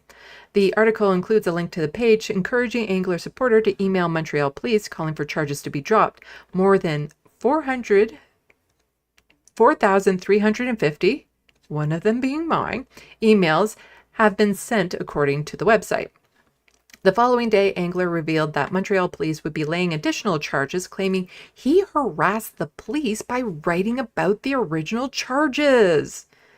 Oh man, you harassed us by writing about what we did. Urgh. Stop harassing me by actually reporting on what we do. We don't like that, eh? He said the police were angry about his article and the emails they received from his supporters. Yes, people asking you to drop charges against someone is harassment. The Montreal police charged Angler with intimidation, harassment, harassing communication, and interference against an officer. They arrested Angler on the morning of February 20th. He was to spend the night in jail before appearing in front of a judge. He was released on bail on February 24th, agreeing not to tag Kurtz in future posts online, but remaining free to speak about his case and the individuals behind it. He cannot, however, name the Montreal police officer who investigated the complaint against him. Writing in Mondo Wise before, I don't know how to say that, Angler's release, Toronto-based lawyer Cuddy lambasted the charges against Angler and noted the reports of serious procedural violations during Angler's detention, including being denied access to his lawyer. Cuddy argued the charges go beyond stifling speech to cross the realm of oppression and persecution of a dissident. Based on available details, there is no reasonable prospect of conviction, and the charges will most likely be withdrawn or dropped, but the damage is already done. Let's see, how much longer is it? Okay. Angler told the Maple he is happy to see the first two charges drop, but said part of him wanted to see Kurtz testify and explain her political views. At the same time, he said police across Canada are regularly pursuing pro-Palestine activists while showing little intention of investigating any Canadians who have fought in the Israeli military under Canada's Crimes Against Humanity and War Crimes Act, or an institution that encourages Canadians to enlist in the Israeli military. I have a story on that in my last docket of the stream, so we will be getting more into this particular issue in just a little bit. And as Eves is pointing out, this is very true. There were reports in some progressive medias about how severely harassed protesters were who decided to go and protest an Indigo store, who the owner of that Indigo store was giving money to IDF soldiers, like one of those types of funds. And they splashed red paint on the Indigo store, and the police barged into their homes at 6 o'clock in the morning and started doing arrests and stuff. You know, real harassment. The double standards on this stuff is pretty stark, he said. Given that the 4 remaining charges are related to public calls for the Crown to drop the first 2 charges, which has now happened, Angler believes it will be hard for the Crown to sustain what remains of its case against him. Philpott told the Maple he is optimistic that Angler can be cleared. It is not just for the public to write to the public authorities, which in this case is the police saying this shouldn't happen, said Philpott. He believes the original 2 cases were dropped because there was no case. They shouldn't have charged him, and they shouldn't have imposed those conditions not to write about this on social media, said Philpott. He said the charges point to overriding repression of Palestine solidarity movement. The repression makes people scared, and the answer to that is we have to fight back. We cannot accept intimidation. We have to fight back on every front. Angler said he remains undeterred by the ordeal. I didn't feel weakened by this process. If anything, I felt emboldened by all of this, he said. The Maple emailed the Montreal police, Kurtz, and Oberman for comment on the story. In a statement, Montreal police said it would not comment on the case that is still undergoing judicial proceedings in order to avoid any influence on it. So that is what happened to him in a nutshell. And I did cover it at the time. Eves released a whole bunch of tweets about it, the petition to sign or the letter to sign to send. So it's good that those charges are dropped, but you can be sure that this will be part of the reason why he doesn't pass the vetting for the NDP. Speaking of which, he tweeted this out. Join all these people and 1,000 plus calling on NDP to not exclude me from the leadership race. Letter states genocide advocates must not be allowed to determine who NDP members can choose as their party leader. And here is the letter. They're looking for 6,400 signatures. I will pop this into the SandBox in just a moment so that we can get more signatures on there.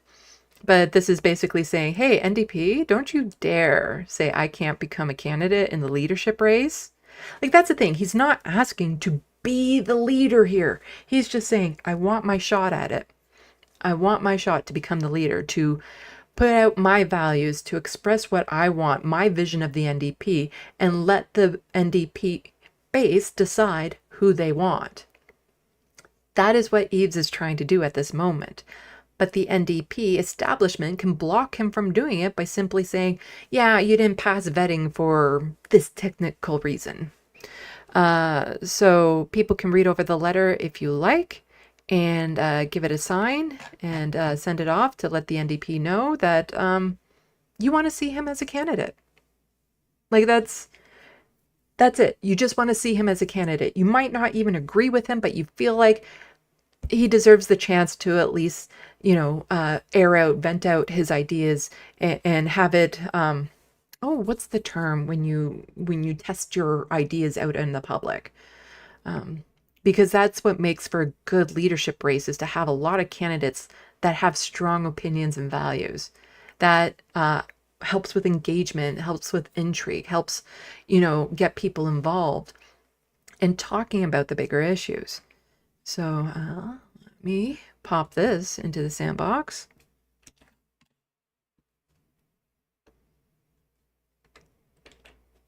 Boom.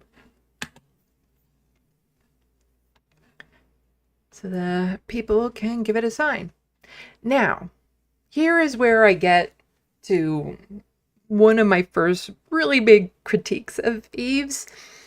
He's got to stop doing this. This is his tweet.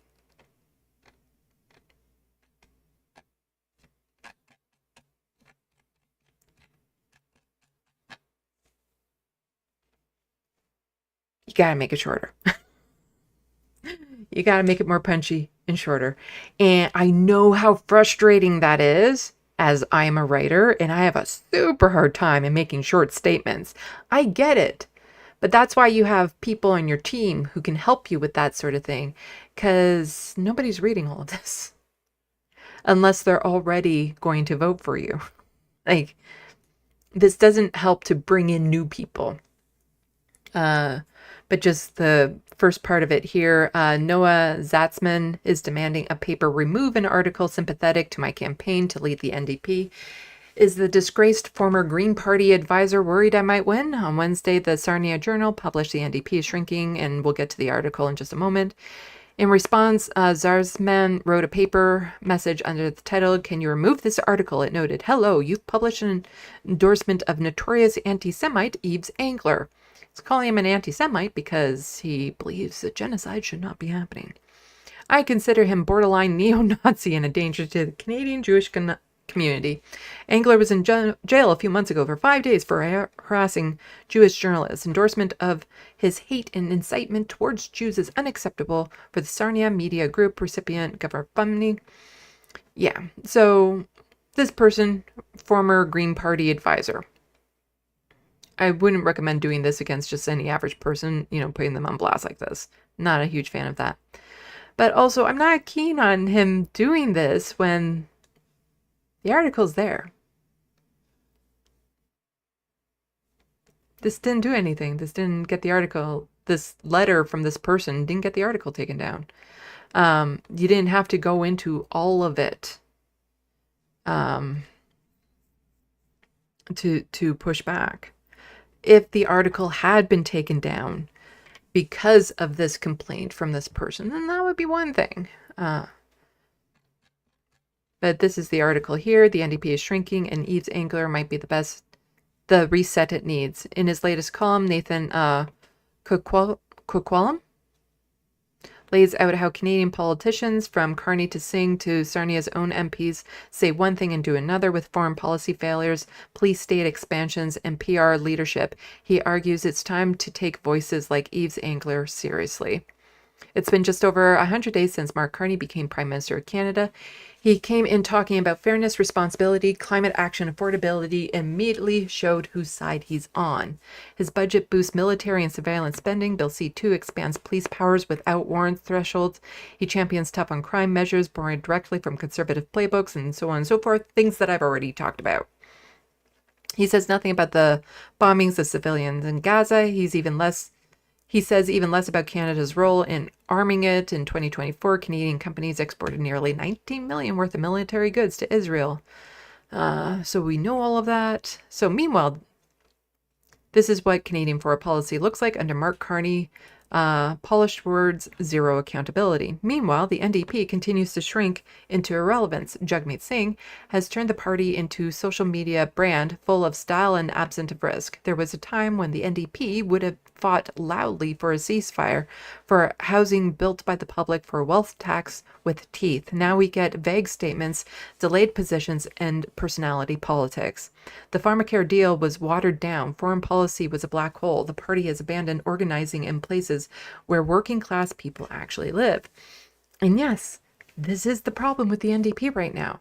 They're not the party it used to be. Like, this isn't the party that was formed way back when. And I'm blanking on his name right now, the person who founded the party. I'm horrible at recall, especially with my brain being in the state that it's in. But yeah, it's not built on the socialist, like the party right now isn't representing the socialist policies it was built on. And right now, I think the public wants that, craves that, needs that from a party to be unabashedly progressive, to be bold in their vision, to have a vision of what they want this country to be. We want that. And if Yves can pull it off, great. I do worry that Yves will make it more about, Gaza than the kitchen table issues. And I only say that because the vast majority of Canadians, they're not voting on that. They're voting on the kitchen table material realities that they're living in. Like with Zoran Mandami, yes, that issue was brought up time and time again by the media. But when he was out talking to people, he was talking about those kitchen table issues. And I want to see that from Yves Angler too, to absolutely be unabashedly pro-Palestinian and be anti-genocide, and clap back at the media whenever they'd call him out. But when he's out there just talking at a rally, talking to the people, it needs to be about those kitchen table issues. Let's just scooch down a bit. So it matters that someone like Yves Angler is running to lead the NDP. He spent decades calling out Canadian foreign policy, mining interests, military expansion, the corporate capture of the government. He's written about Canada's role in coups, occupation, and propaganda. I heard him speak 15 years ago at the University of Guelph. There were 5 of us in the room. He laid out Canada's role in the 2000 coup in Haiti, his Israel-Palestine, and the global mining industry. There were no cameras, no posturing, just truth. Angler isn't polished. He's not trying to be viral. He's not apologizing to Drake for going to Kendrick's show. Jagmeet Singh did that. Granted, it was after he had stepped down, but yeah, he did that on social media. Don't do that on social media. He's doing what political leaders are supposed to do, telling the truth clearly, even when it's unpopular. I'm not an NDP member and never will be. I'm an independent, but I pay attention to who's running because there's a difference between lesser evils and real alternatives. Yves Angler won't fix everything, but putting him in the leadership race would force the conversation to places the party has spent a decade avoiding. Foreign policy, class struggle, public ownership, justice that doesn't begin and end with branding. It shouldn't be radical to speak the truth about Canada, but right now it still is. It's a really good article. I like that. I do like that. And yeah, that's what the NDP needs to get back to. Okay. So next we're going to get into some provincial politics, but before we do that, we're going to check the SandBox.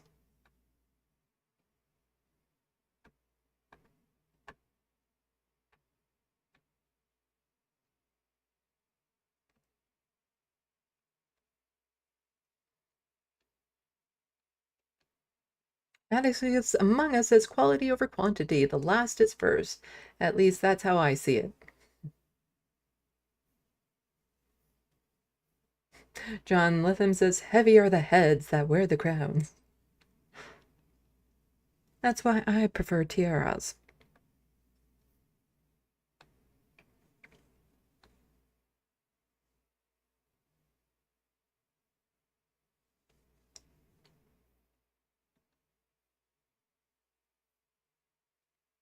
Let's see.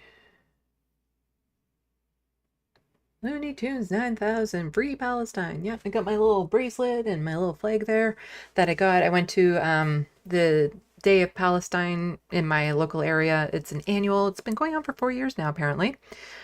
Celebrating Palestinian culture with vendors and food and stuff. And I went there and I got some. I finally got my keffiyeh. I had been wanting to get one, but I didn't want to buy it off of Amazon, you know. So this one I got from a vendor. It was made in Syria.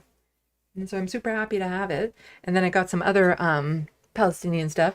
And I'm super happy with this bracelet because it's white and I didn't realize it at the time. And it makes it so much cooler.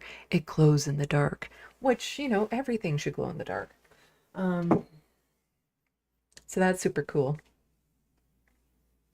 But I was finally able to get some of those things that I've been wanting to get, but tight on resources. And there was another keffiyeh. So I got that one, but then I saw one that I wanted more, and I'm like, darn it, I can't return one and go buy the other. But I like this one. I do. I like that it was, you know, made. I like that the money isn't going to a corporation. It's going to a good cause. And I had some yummy food there, and yeah, I got some a few more bracelets, pro-Palestinian bracelets and stuff. So it was a good day. Oh, and some mugs. I got some mugs because I drink a lot of coffee.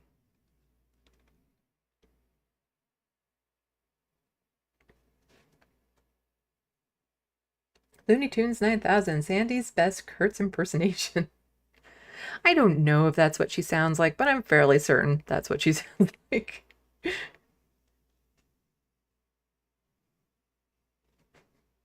Well, to me, it's not the impression of Kurtz. It's my Karen impression that I do. That if I were to be a Karen, that's how they sound to me in my ear holes.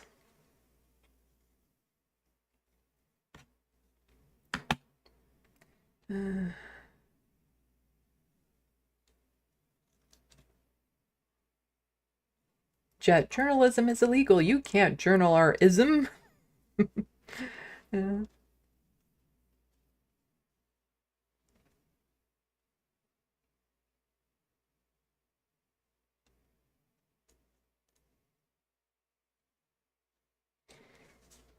And it's because among us, all of a sudden, one issue voters are bad.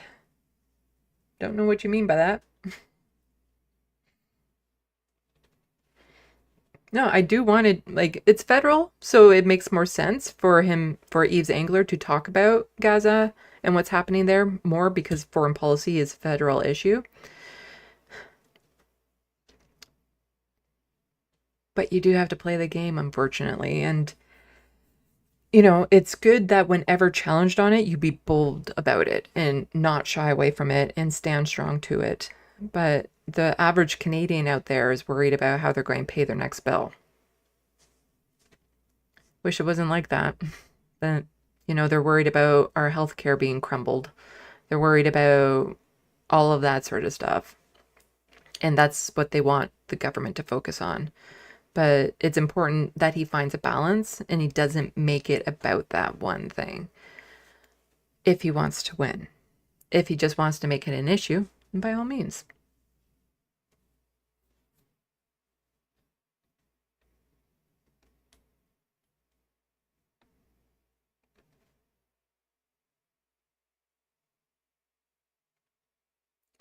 Apparently, John Ross is going to be on this space tomorrow with Alex from the Devil Advocates Productions. Ooh. You gotta put down what time so people know when to tune in.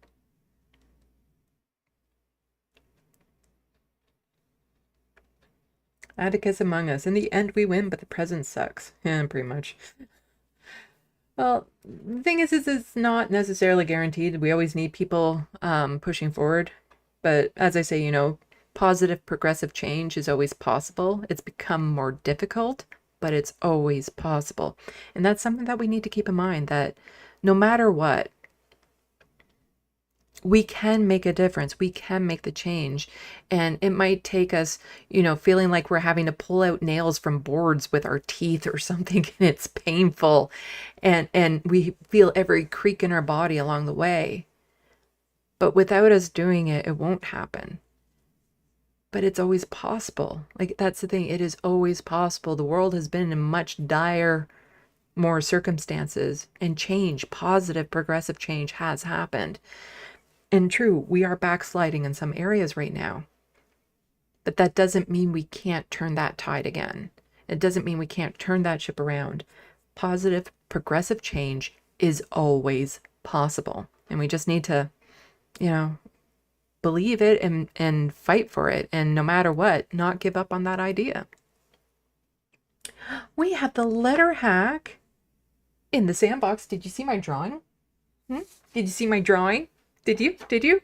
See my drawing? Yeah. There we go. See my drawing?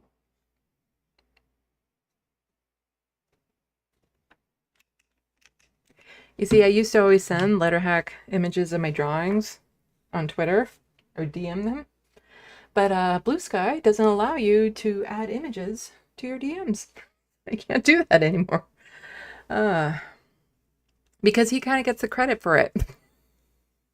Because I rediscovered my ability to do art because of him. So he's responsible for that drawing in a way.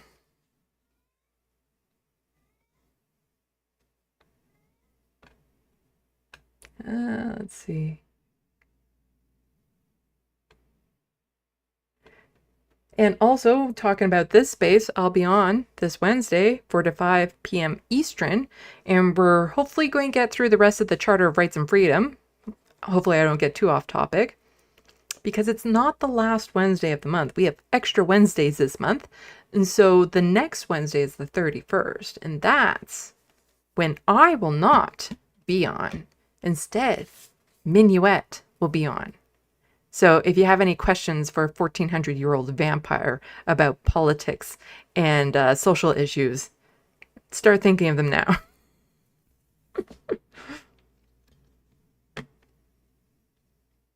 Indie Doctors, do you support Palestine action? Of course I do.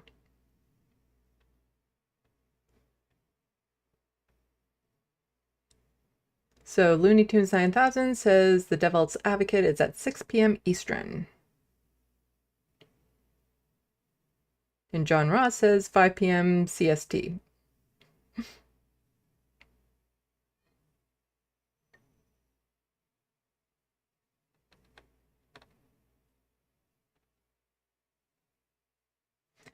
Okay, let's get back into it. We have a Frodo in the room. Frodo, come here, come here. He used to come up and paw at me sometimes, and I could show him to the camera, but he'll walk into the room and then turn around and walk out as soon as I acknowledge him now. But I do want to show him off to the camera because he's a very special kitty. He's 18 on daily medication. But the way he moves around, the way his activity, you would never guess that cat is 18. He does not look his age. Anyway, let's get back to some Canadian news. Provincially, Alberta.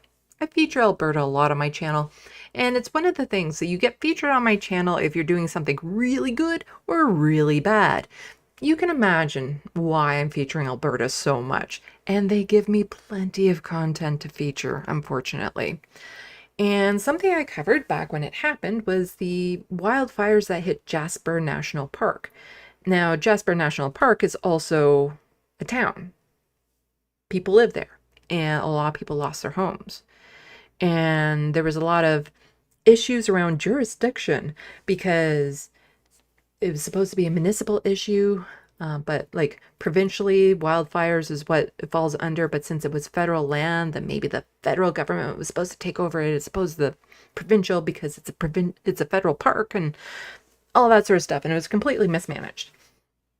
Well, a report came out and Danielle Smith got miffed.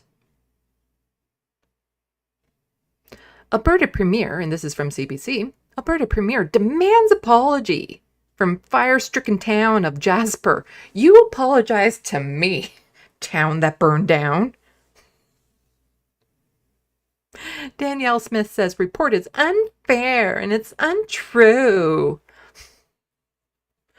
Yes, you burnt down, apologize to me. You see, the thing is that jurisdiction always gets tossed around like, oh, this is why we can't do anything. In a situation like this, do what's needed. Who gives a fuck about jurisdiction? Like, don't you want to come out at the end of something like this to be the hero? To be like, I did what was needed for the people at the time, jurisdiction be damned. As opposed to constantly using it as an excuse as to why you can't do anything. Wouldn't it be great if we just had leaders that actually wanted to be the hero in these situations? So, Alberta Premier Danielle Smith is demanding the fire-stricken town of Jasper apologize and retract a report criticizing her government for its role in last summer's devastating blaze. I've already read the article, so I know where this is going. This is hardly what I would call criticizing. Like, I criticize her all the time. But what gets pointed out is hardly a criticism. Like, it's so... She gets so offended at the lightest touch.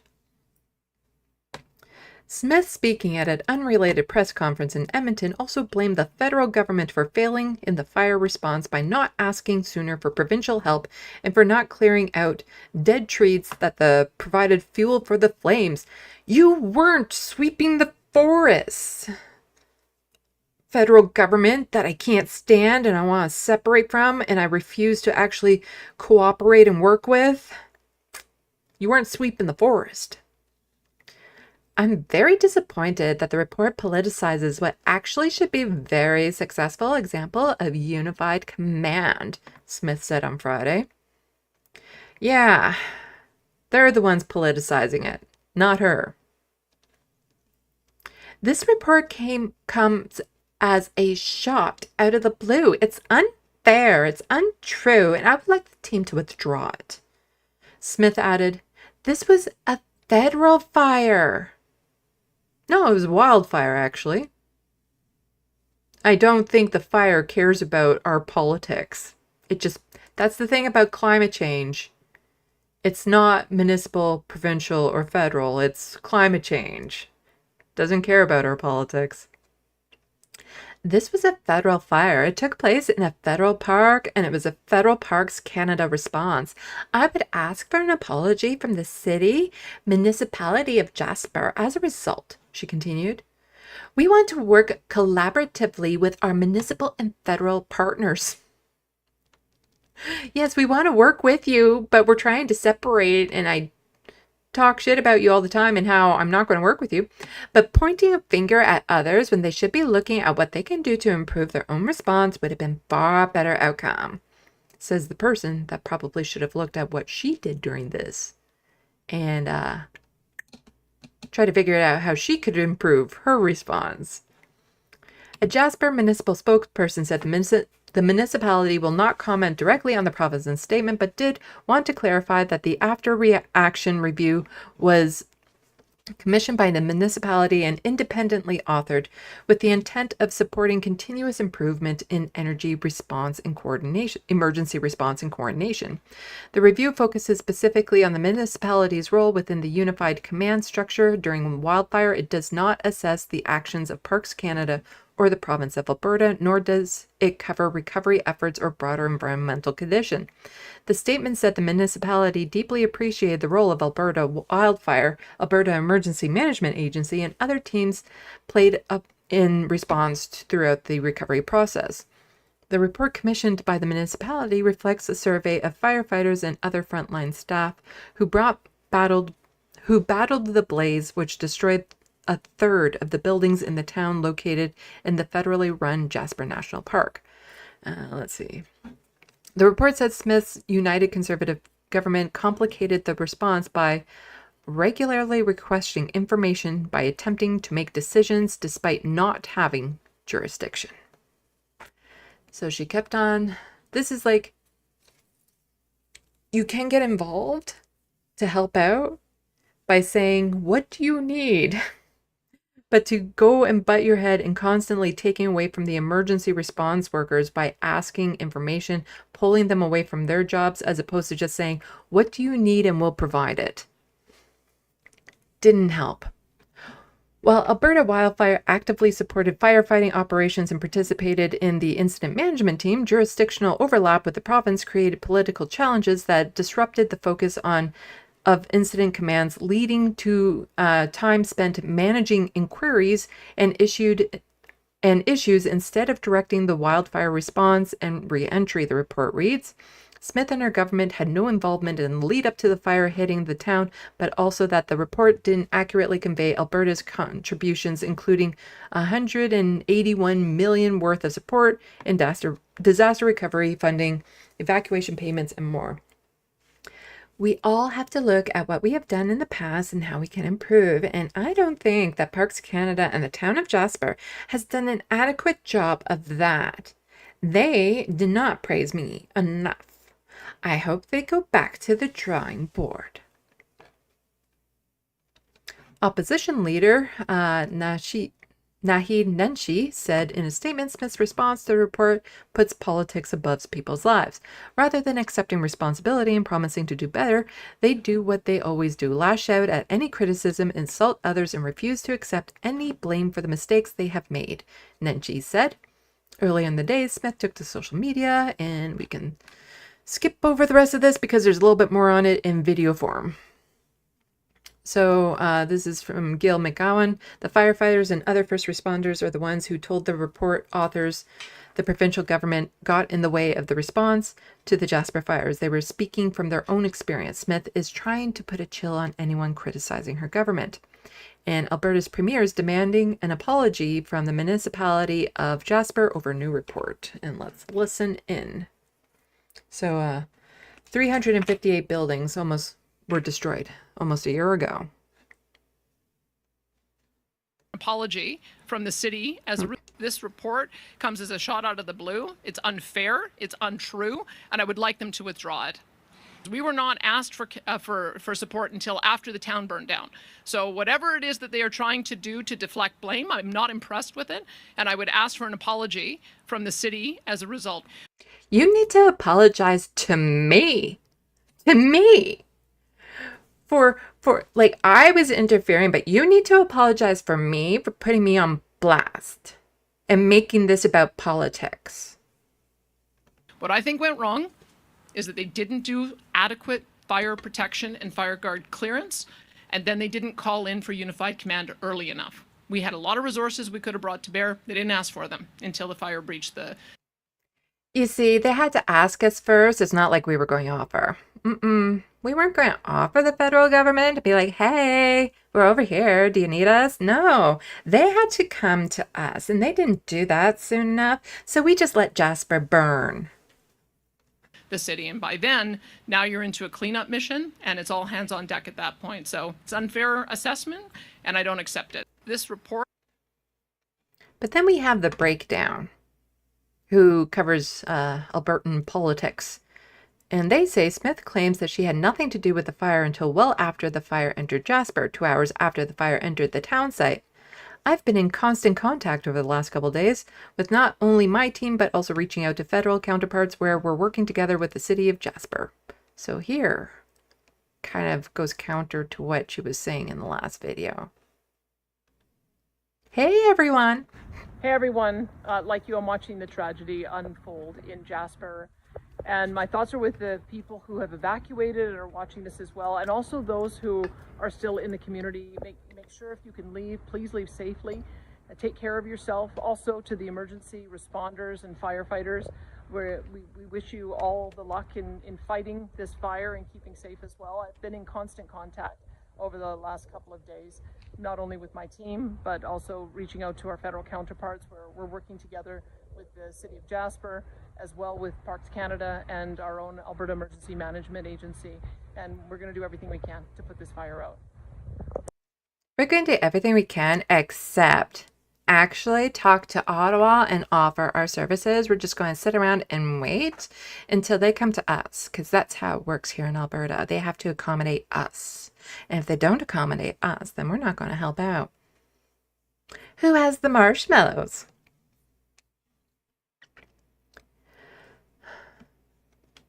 Let's see. Did I want that there?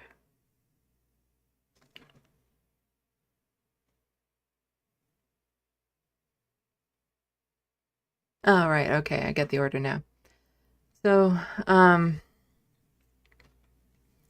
that's that on the fires for now. I'm sure more will be coming out, but it's just politicians are in the position to actually be the heroes that the people want, and they refuse to, and they'll find every excuse. And then as soon as you criticize them on, oh, you could have done this better, they get mad and they lash out. But also from Alberta, we have, again, the breakdown. Wow, the True North Journal News just got slapped down hard by NDP leader Naheed Nenshi. Well, Nenshi also called out Nicolaides as well. And so this is how you handle right-wing media, because True North, Juno News, they're not media. They're right-wing grifters looking for sound bites and money and all of that sort of stuff. And they like going to these events to play dress up as real reporters, to antagonize who's ever speaking, to try to get them to react in a non-flattering way so that they can then use it as fodder for their own drive to raise money for their websites and whatnot. But let's see how Naheed handles this. Up next is Isaac Lamoureux, True North. Yeah, Mr. Nenshi, the Alberta... And it is best to just, as a leader, don't give them the time of the day. I might talk about it a little bit more, the whole Jubilee thing with Mehdi Hassan talking to actual fascists. And it's like, Mehdi didn't know that there was actual fascists when he went into it. And he said very plainly he doesn't debate them. And it's like, this is also, like, when it comes to leaders, you shouldn't engage with, you know, True North and Juno News, because they're not serious. They're not there to have an honest conversation or an honest question. They're there to antagonize and get sound bites. The UCP recently implemented legislation limiting the type of content children can access in schools, especially tell me about that regarding tell me about the legislation. Sexually explicit content in what books did they actually do for children. Did they put in legislation? So I've been covering, just to give you a little bit of backstory on this, I've been covering there's a book ban going on in Alberta where it's like, oh, all this material that isn't appropriate for ages and stuff, even though I've been in the library for God knows how long. But now suddenly there's age-appropriate issues with sexualized content and blah, blah, blah, blah, blah. And it just happens that all the books, like most of the books that they want banned, are queer-related books that are educational. Funny how that happens. It also turns out that those books were the same books on the list of the books that America's is banning. Funny how that happened. And so he's being questioned about the book banning and stuff. And it's always framed like, why do you want sexually explicit material available to children in a library? And it's like, nobody does. That's not how it works. That's not, we gotta trust the librarians in this one. Well, they've announced legislation. No, they didn't. They put in a ministerial order, and that ministerial order says absolutely nothing. In fact, the minister himself didn't know what his own ministerial order said when he announced it. Look, of course we need age-appropriate materials in schools. Everybody knows that. Not one parent, not one teacher disagrees with that. But what we don't need is a minister who is pushed by far-right U.S. advocacy books to ban certain books that he's never read, that he's never looked at, instead of actually funding the education system so that we have teacher librarians making these decisions. Yes, they're spending their money trying to ban these books. Meanwhile, like here in Ontario, there are kids suffering in un-air-conditioned schoolrooms. Like students that basically can't focus or falling asleep in class because it's too damn hot. The ceilings leak and all these other issues that the schools need dealt with. But what are they focusing on? What books are already in the library that we want kicked out? Our experts. Right now we have the lowest per student funding in the province. And this performative thing that the minister did, which didn't actually change any of the guidelines, is purely performative. It's a pure distraction. Let's actually fund education and let's make sure the teachers don't go all striking this fall. In his press conference, though, Minister Nicolaides did say he can't ban specific books, so this was just more of a broad implementation. Yes, it was purely performative. Would you keep it in any way or completely Well, how eliminate about we actually have real guidelines that ensure age-appropriate materials are in school, and how about we hire teacher librarians to do the work? Let's not just perform. And last thing for Alberta, talking about earlier in this live stream about how you have to know someone to get a job. This is pushing it. This is really, really pushing it. So here from City News, husband of former Alberta Premier Notley questions why Smith's spouse is sitting in on government meetings. Yeah. Why is the Premier of Alberta's husband sitting in on meetings when it comes to certain things only? So let's get this back to the beginning. Where's the slider? There we go. Danielle Smith is full of it. That's a quote from the husband of former Alberta Premier Rachel Notley. Lou Arab is a well-known union executive in Edmonton, but made his comments on Facebook. He was responding to the fact Danielle Smith's husband, David Moretta, has attended several government meetings about potential train projects. Arab wrote, "When Rachel was premier, despite my having 2 decades of professional experience in labor relations, I was not allowed within 10 light years of setting labor policy. I was not actually allowed to lobby any minister on any subject whatsoever, and that wasn't just good ethics, that was the law, enforced by the ethics commissioner." The premier was questioned about the matter by her former infrastructure minister during a heated exchange in the legislature back in May. Besides registering as a lobbyist, it is essential to reveal... So this guy here, he actually stepped away from the Conservative Party in Alberta and is now sitting as an independent, but he used to be part of her party. But was so upset with what she was doing, he actually decided to do that move. And I think more politicians should be doing that. Like the Liberal Party right now, all the Liberal MPs need to be looking at what Mark Carney is doing and asking themselves, is this what this party represents? Is this what I represent as a Liberal? What Mark Carney is doing, all these conservative cuts? Is this something that I want my name attached to? Insider relationships. To the Premier, has your husband ever been a registered lobbyist while you were Premier, and if so, for what purpose? He has never, ever been registered as a lobbyist because He has never, ever been registered as a lobbyist. He has never, ever lobbied any government, including ours, and I would ask for the innuendo and the slander to stop. In a fresh statement to City Stop News, criticizing the Premier's me. press secretary wrote, Mr. Lou Arab was employed by CUPE, a union which has various direct and indirect ties to Alberta's government. Unlike Mr. Arab's example, Mr. Moretta's employment is in no way related to this subject matter, and he has never lobbied on behalf of any entity. Any claim or insinuation to the contrary is defamatory. Why is he there then? Because he likes trains? Because the Premier wants... Hey, don't you autism shame there. Maybe he does just like trains, okay? Maybe that's why he's sitting in on there. Wants his input? So he may not be lobbying for a project, may not be working on behalf of somebody, but it still raises the question, why are you there? Why are you bringing your spouse into meetings?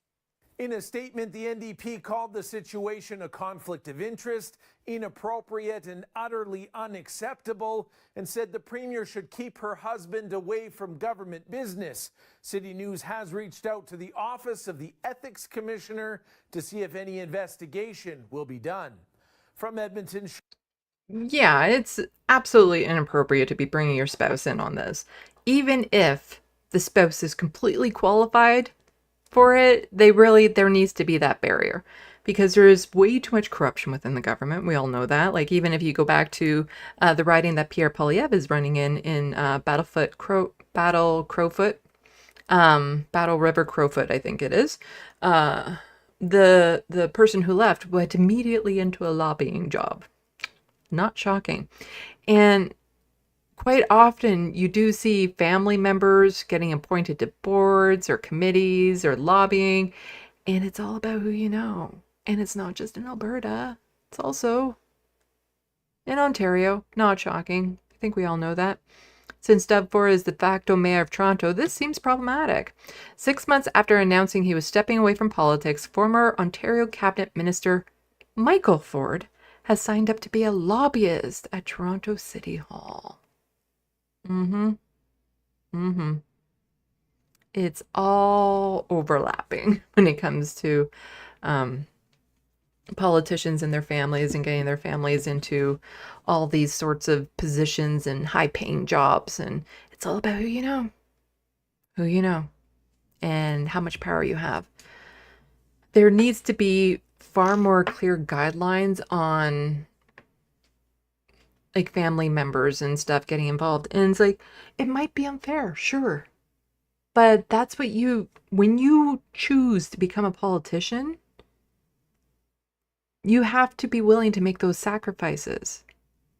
Because it's supposed to be about the job and the people of Canada. You want to erase any illusion that there might be corruption going on.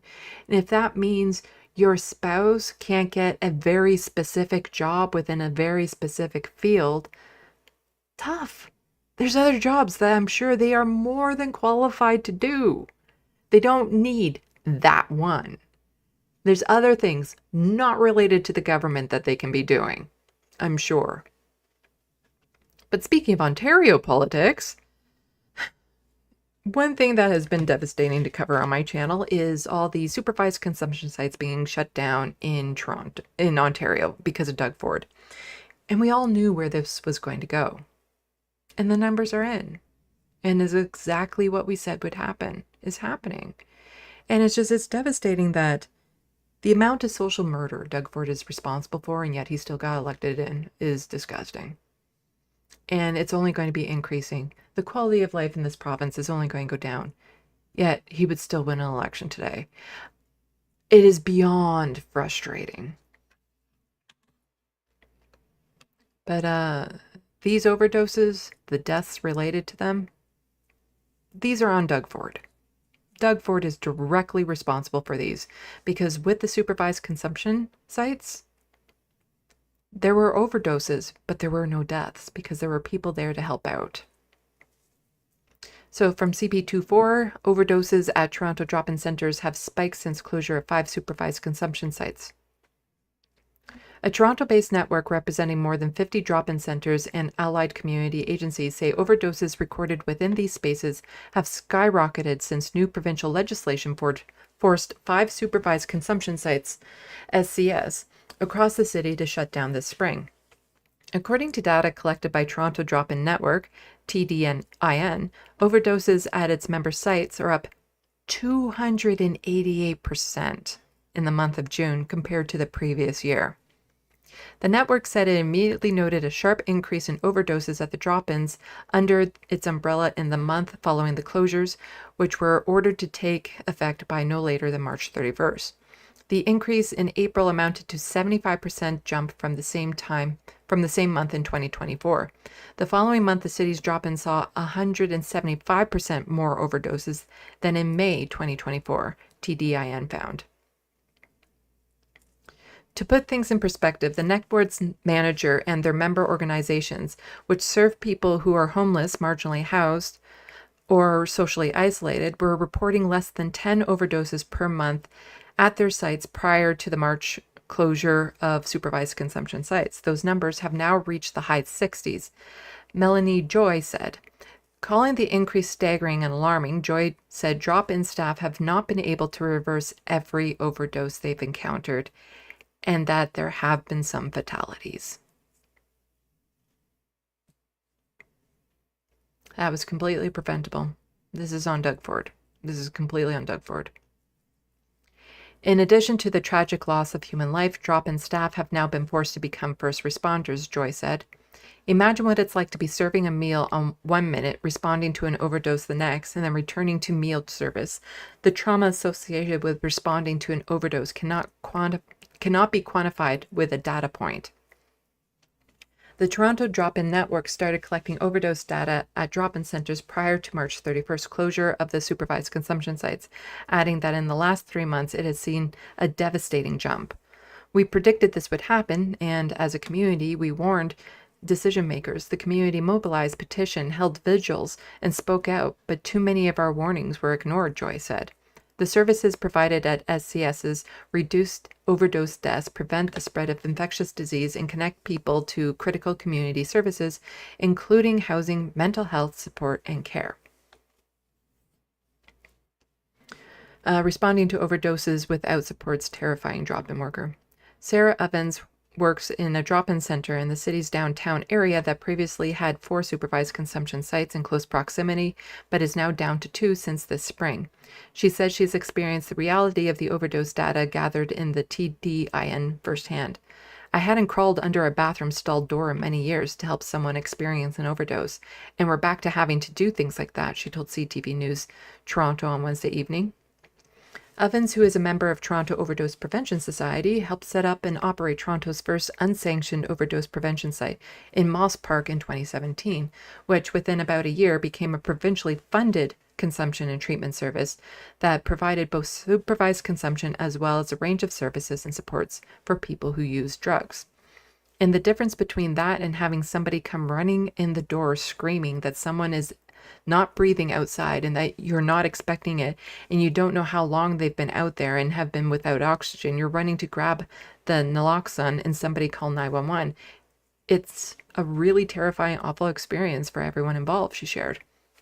There's no need for it. We have a proven evidence base that is so cheap. It's really so cost effective to run these places, and it saves so much more money to our system. Evans says people who use drugs in the city haven't disappeared just because many of the places they safely consumed unregulated substances shut down.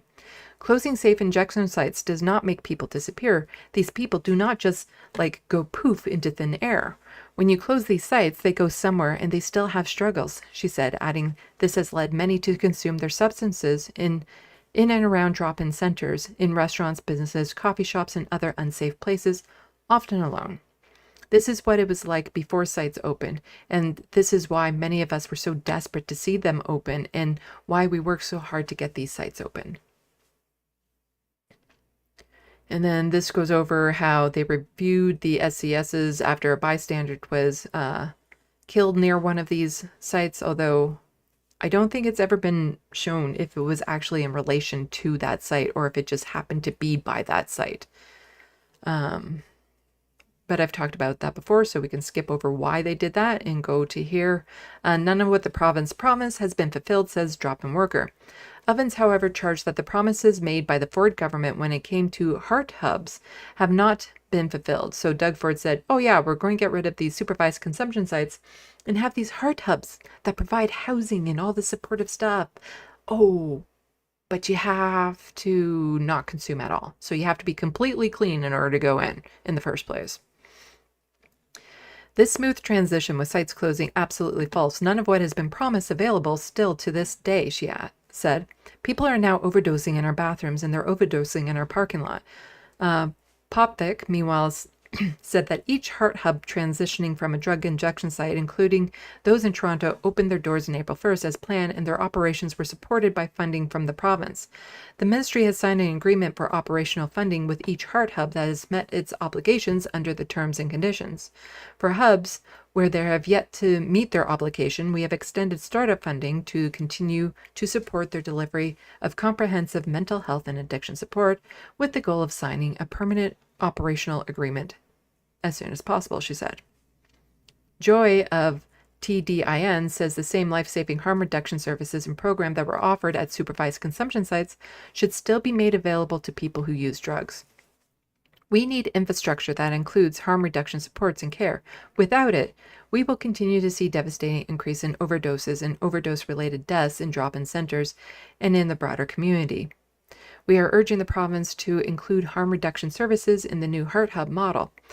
So I just want to go back and be clear. I'm not against Heart Hub, but it can't be a replacement for supervised consumption sites. Not everyone will respond to treatment for addiction the same way, and you need multiple different avenues. Heart Hubs can absolutely help some people, but it's not a cure-all. You need multiple services out there. And so you can have the addition of heart hubs with the supervised consumption sites, but to try to replace what the SCSs provided with heart hubs, well, it leads to this. It leads to what this article is talking about. Because without the ability to just drop in and be able to be supervised while you're doing it, to have somebody there who's prepared, who's ready, who's trained to use naloxone to help you out in case you overdose. That's not what heart hubs do. And so it leads to overdoses and some of them not being able to be reversed. So that includes safe consumption, safe and all that sort of stuff. Harm reduction is the only evidence-based model of care that prevents the spread of infectious diseases and loss of human life.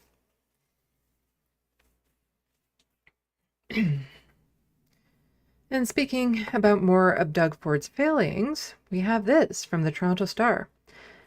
Toronto Star investigation. This confidential report reveals Ontario spending millions to warehouse kids under Canada's childcare, hotels, and other unlicensed settings. You know, if only we had like $100 billion set aside to look after human beings in this province, as opposed to, you know, wanting to use it for an underground tunnel to go under a highway. You know, we have the money for that. But when it comes to helping humans live, suddenly the money doesn't seem to be around. Now, this is a Toronto Star article, so I don't have access to it because there are paywalls. So sometimes there's other places that will post the article. Spoon, I guess, Social Policy in Ontario. And this is the Toronto Star article here. I'm not going to read all of it because it is super long. So finally I get a Toronto Star article and it's way too long. But here we have the report presses the province to create more specialized treatment options to address the growing number of kids housed in inappropriate placements. Ontario Children's Aid Society reliance on unlicensed settings to house kids. Like that just alone. What? Like, when it comes to children, you don't put them in unlicensed settings. You need people who are licensed, who have been trained, who have the education needed to look after these children. Especially a lot of these children have behavioral needs to be met, have medical needs that be like, there's so much to just toss them. And when you find out where some of these places are, it's absolutely gut-wrenching that they're tossing these very vulnerable kids into these situations. So the reliance on unlicensed settings to house kids has soared in recent years, according to confidential report obtained by the Toronto Star. Ontario is spending millions of dollars a year to warehouse vulnerable kids in hotels, shelters, and other unlicensed settings that child welfare agencies are turning to amid province-wide shortage of treatment options for kids with complex health needs. The use of these placements have soared over the past 3 years, according to a leaked internal report obtained by Toronto Star, putting unprecedented strain on Children's Aid Society, leaving many kids in unstable, or dangerous living arrangements where they are being contained rather than treated. The confidential report was prepared by the Ontario Association of Children Aid Society and shared with the government in early July. It revealed that provincially funded children aid societies are average spending more than $1,000 a day to house and supervise a single child or youth in an unlicensed placement, up dramatically from an average $400 a day 2 years earlier. Let's see. So child welfare agencies have reported spending close to $1 million per year on a single child, often just for housing and round-the-clock supervision, money that advocates, families, and child welfare workers say would be better spent on treatment and social services. These kids are being warehoused while we look for something better, said Arlette Carrier, a veteran child protector and QP union representative. Let's see. They need treatment centers that's not available. We're looking far and wide. Where was it that I wanted to get to?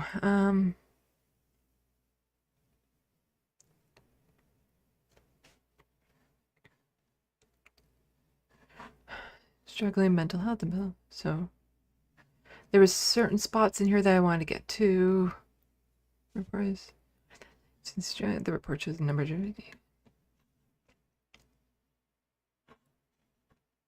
So okay, the situation has become so desperate that some child welfare agencies have been forced to house children in hotels, office buildings, and camping trailers. Children with specialized health needs in office buildings and camping trailers? Hotels? Who's looking after the children in a hotel room? These placements put them at significant risk, says Caroline Kafek, a child protection worker and QP union president in southwestern Ontario, speaking on behalf of the union and staff. The unstable living environments expose kids to criminal activity, drug, human trafficking, and homelessness, she said. They're already struggling with a sense of belonging and wanting to fit in the world. Often this puts them right into the clutches of dangerous people.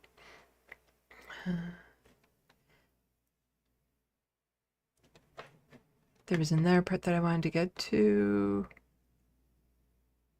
So many children who end up in high-cost, unlicensed placements are coming in to the care of children's aid societies not because of traditional child protection concerns, such as abuse or neglect, but because their parents reach a breaking point after struggling to get appropriate medical care and supports and can no longer safely care for them at home.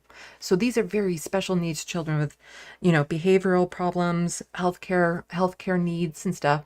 And instead of the province providing the parents the supports they need to keep these families together, they're saying you're on your own. That if you can't handle it, you have to give your child up. Oh, and then we'll look after them. And they'll look after them by putting them into a fucking office building without the supports that they need. It's just mind-boggling that we allow this to happen to children in this province. And keep in mind, more than half of these children will be Indigenous. Because more than half the children in the welfare system or in foster care are Indigenous in this country. And then it gets into like a specific story and things of that sort. So Carrier, who has worked in child protection for 30 years at children's aid societies and Indigenous child well-being agencies across Ontario, has seen the impact the placement crisis has had on children whose needs aren't being met. We're losing a generation of kids and we feel powerless to affect any change in their lives, Carrier said. It's demoralizing to be part of a system that's failing them.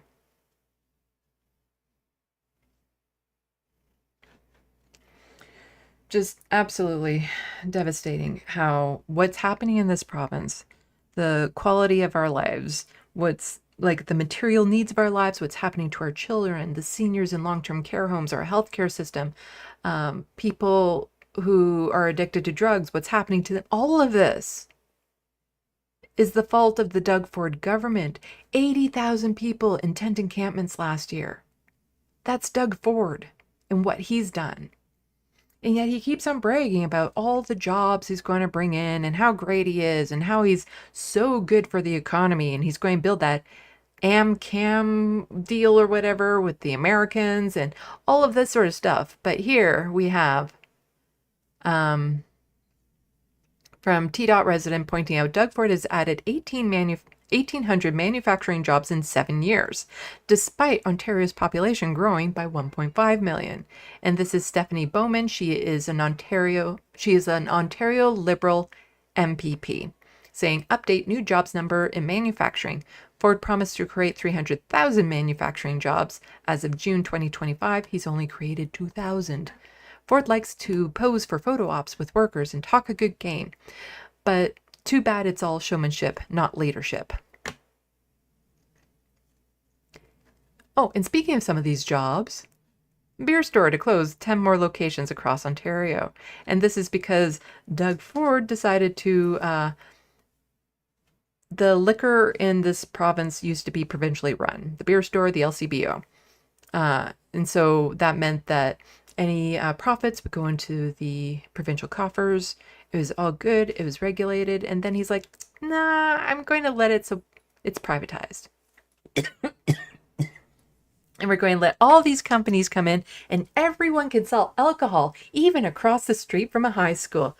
We're closing down those supervised consumption sites for being, too close to a school. But alcohol we can now sell in the convenience store across from a high school.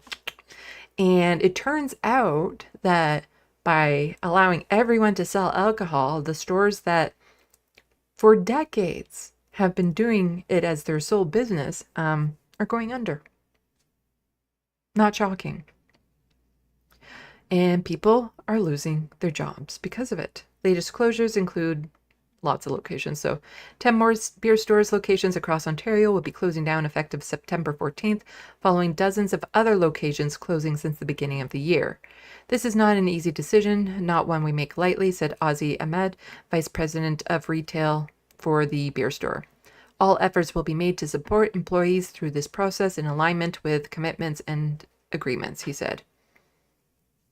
Well, Ahmed said the business had to close some locations to adapt to the province's changing beer retail markets. One expert says it's a sign that beer store is making a slow and painful departure. It's certainly putting the writing on the wall that there doesn't seem to be a plan in place to save them. There doesn't seem to be any new strategy or innovation on the horizon to save the remaining stores, says Lisa Hutchison, retail strategist at JC William Group, and so on and so forth.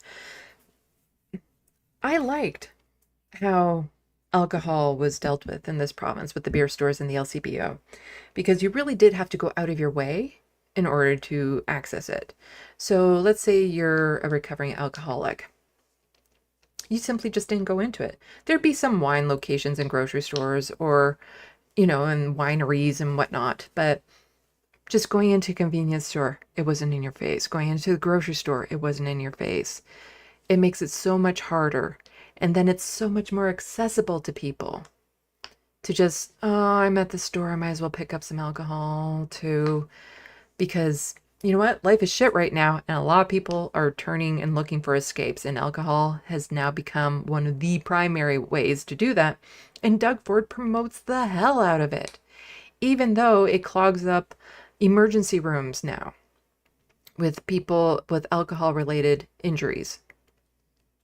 So many more people are going into the emergency room because of it, and the emergency rooms were already in critical condition. But Doug Ford will sit there and promote alcohol while shutting down supervised consumption sites.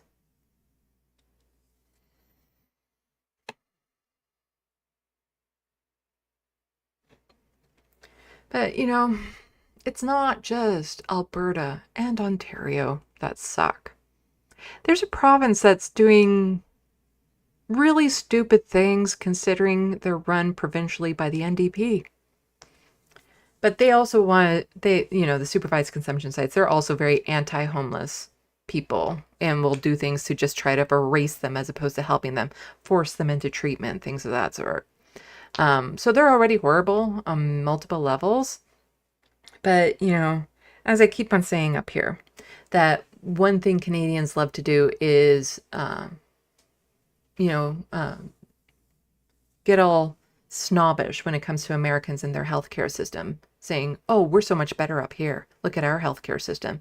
You have to get a GoFundMe for your medical treatment, not here in Canada. No, we love as Canadians to be smug about that sort of thing. About that.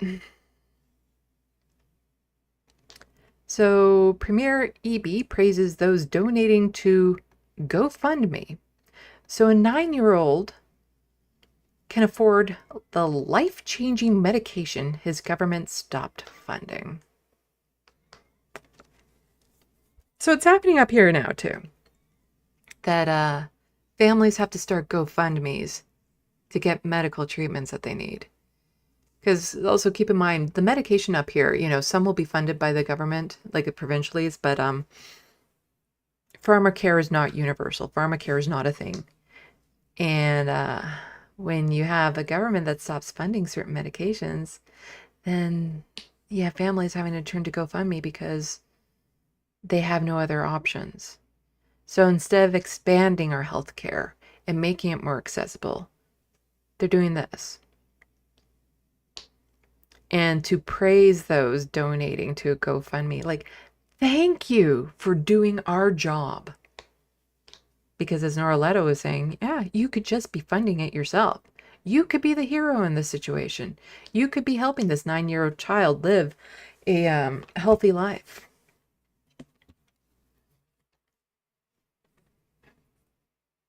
There's a little boy in Alberta, same age as Charlie Pollock, same disease, same treatment, but the difference is the Alberta government's paying for the drug, and his father says the drug's helping manage the seizures. Does it embarrass you that if Charlie Pollock were living in Alberta, she wouldn't be reduced to going to GoFundMe to pay for the drug? Well, Vaughn, thanks for the question. I mean, this is a really awful case. This is a beautiful child and a family facing. The government does not care about children. I just had that heartbreaking story in Ontario about what's happening to children in the foster care system or the welfare system. There's this. They don't care about children. They don't. There's always that argument, we're doing this for the children. The book banning in Alberta, that's for the children. We always care about the children. If you care so much about the children, then why are their families having to turn to GoFundMes to make sure that they can get the seizure medication they need? Why are children that need specialized health care being ripped apart from their families because the supports aren't given to them in home? And then they're being sent to go live in office spaces. They love to use children as a prop when it goes to right-wing agendas, but they do not care about children. Horrific diagnosis. Medical experts are disagreeing about the best course of action. But let me say how inspiring and beautiful it is to see British Columbians, to see a community come together around Charlie and her family to support them in this moment. That's the kind of province this is, and that's... Yeah, it's the kind of province this is, that their family, the family of this child, actually supports them. That's who we are as a people. Not as a government, but as a people. A really amazing thing to see, and I'm very grateful for that.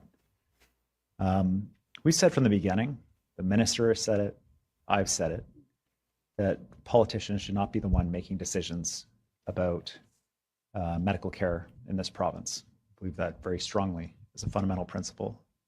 We have a very challenging situation here where we have a disagreement among experts.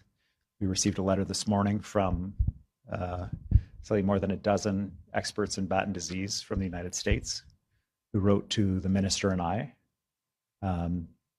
expressing that their perspective on this medication is that it would continue to provide benefit for patients, including for Charlie, that are at the stage that she's at. It's a significant letter. I take it seriously. I know the minister does as well. She's taking it to the committee and she'll have more to say about it tomorrow. But you know what I would like to see from politicians? is more of this, more Mike Schreiner. Again, I'm actually really confused as to why the Green Party here in Ontario didn't do very well this past election. Maybe it's because they can't get themselves out there on social media, but he is doing what I want to see politicians do. He's not just saying words, he's getting people to get out there, to get active, to protest, to rally. He's doing what you would want to see these politicians do. And I like that about him. And I really, really wish we could see more of this. So I'm not entirely sure why he didn't do so well. Because, you know, we have this here. Thank you for being here today. Thank you for sending a clear message to Doug Ford that we want to kill Bill 5. See what he did with that? Kill Bill? Kill Bill? Kill Bill 5?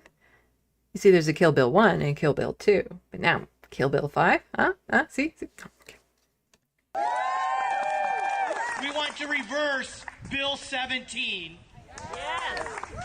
And we want the Premier to stop wasting our money on a ridiculous highway called Highway 413. Yes. This doesn't have to be our future.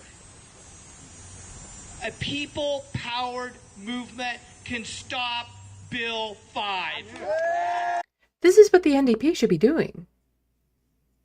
You know, talking about the people power, talking about getting people out there. Like, this is what I want the NDP to be doing. Like, provincially and federally. I want to take you back 2 years ago. Almost at this very moment, 2 years ago.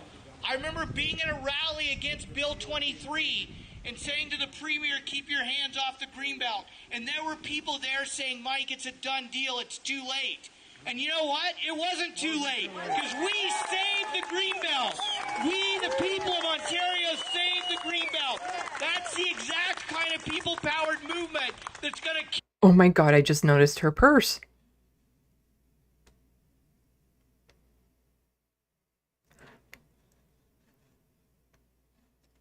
It's a fish.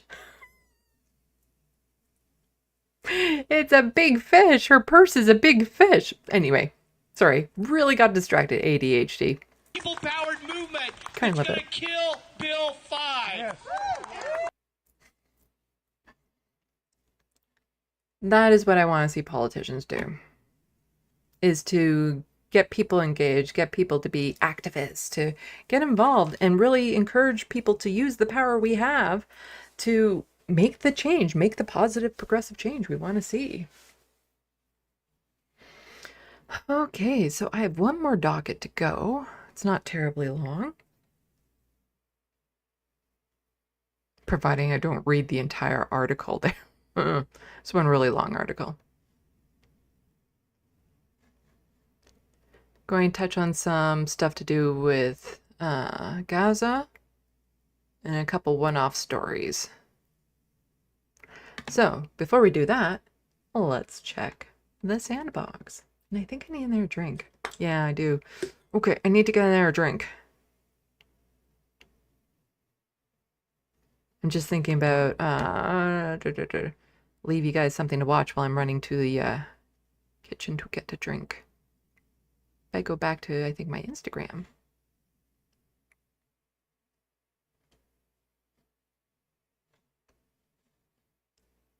Okay, I showed you guys that one. That one. Is this? Okay, let's do this. I will show you this while I go run get myself another drink. Well, oh, not that one. This one.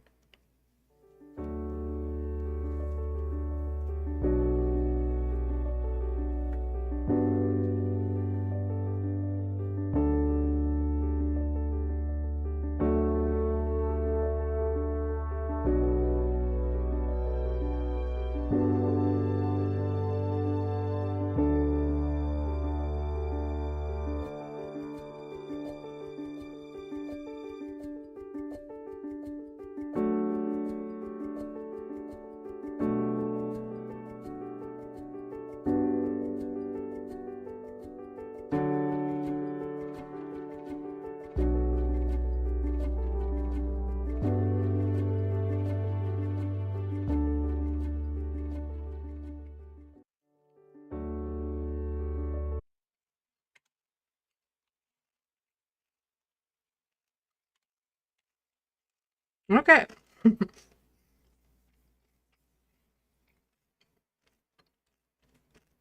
I called that drawing existential. Sorry, I also had to shove some chocolate in my mouth.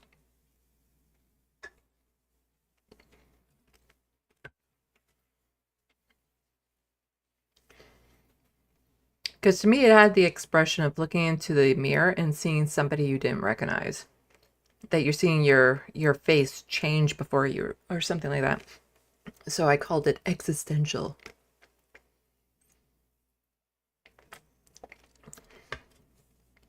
Okay.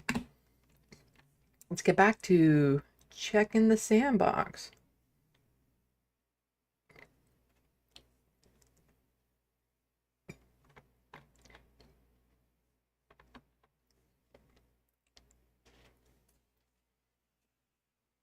Looney Tunes 9000 says, "Aw, damn, I'll be on vacation when Minuet is on. Fear not the lovely chat I will mod from my hotel room." Well, you can always rewatch it, you know. See what Minuet is up to. See what social commentary she has for all of us humans.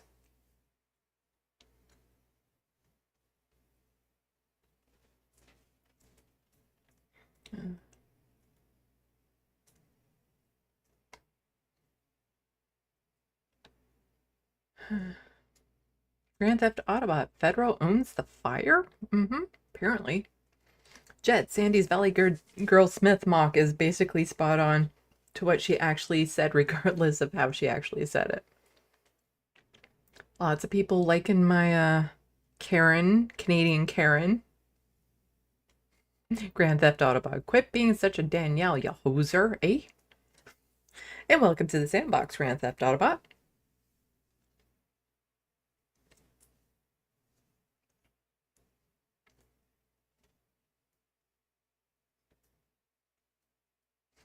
People seem to like that impression. Just be glad I'm on your side. If I were to do that for like other things, I could probably get a lot more clicks.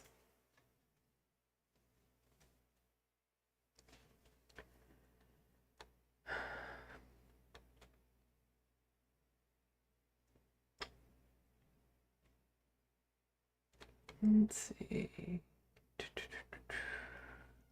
Grand Theft Autobot. Carney, the covert conservative. Yes.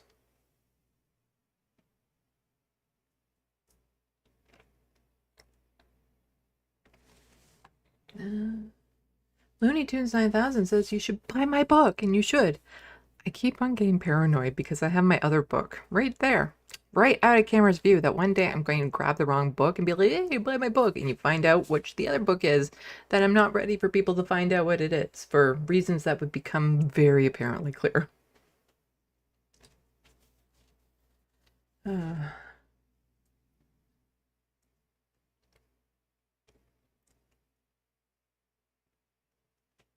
And people talking about the situation with the kids having to go into the welfare system, which is just horrible.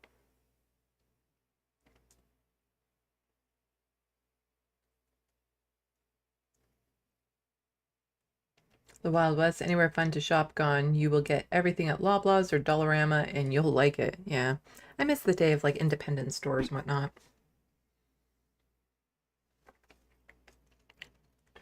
Or how every mall was different. I used to love exploring malls and seeing different stores and things I hadn't seen before, and you know, to just like window shop, see neat, cool things. I love that. It's part of the reason why I actually do love going to like little touristy towns on the lake shore and things of that sort, because I like seeing those unique things. But now malls are all the same. It's all the same stores, just in a different order.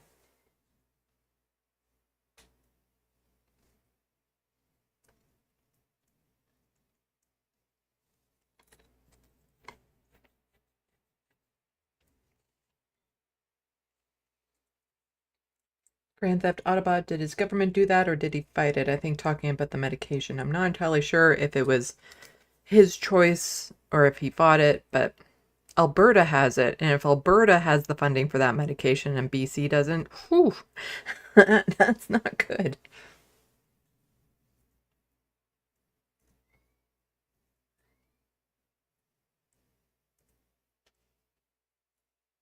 The Wild West is wondering if that was a shark. No, I think it looked like a carp. It looked like a big old carp purse. The fish purse. It looked like a big old carp. I kind of love that. Gee, I wonder if they're an environmentalist.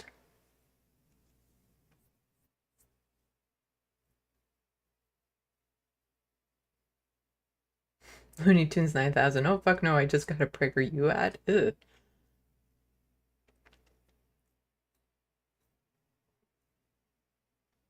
Grand Theft Autobot, amazing art. I can see the dread.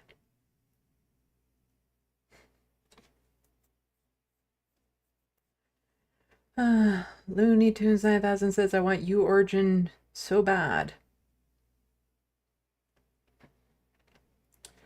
Well, you see, if you don't use Google Chrome and you move to Firefox, uBlock is still on there.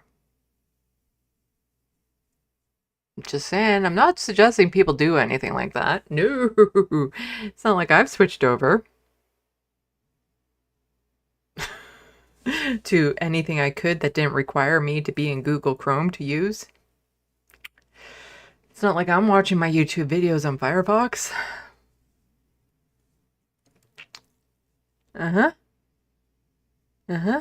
Where it still works.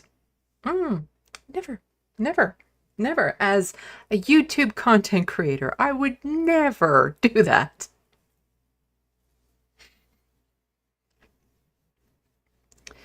It's not like I only have Google Chrome open these days to just check my Gmail, my Facebook page.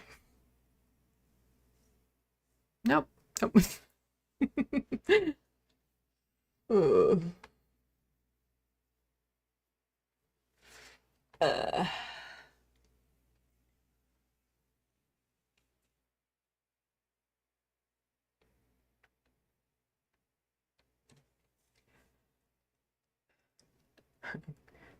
Wondering if there's ad blocks specifically for PragerU. Yeah.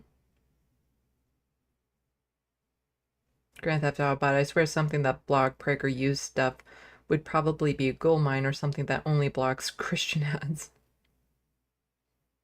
John Davis. Now I want to know what the other book is. I've talked sort of about it before, and I know I shouldn't, but, you know, I'm autistic and I overshare, but this is the second book I wrote, but the first book I published. But the other one, it would become very apparent why I don't want it attached to my public political profile, if you knew what it is. And should anyone ever figure it out by accident or by investigation, just keep your mouth shut about it. And should you ever question me about, like, oh, is this your book? I will deny it. Even if I'm lying, I will deny it. I will lie about it because it's for my safety. I'm somehow not a target right now, being somebody who presents female, talking about politics, being very pro-Palestinian, all that sort of stuff. You know, talking about queer issues, being non-binary, trans issues, all that. Somehow I have never been a target. The author of that other book would be a target, would absolutely be a target. And I don't want this channel to be inundated with other types of people questioning me about it. So it is for my safety as to why I can't reveal it. And I think you do understand. Although part of me wishes that I could, just because I love talking about it.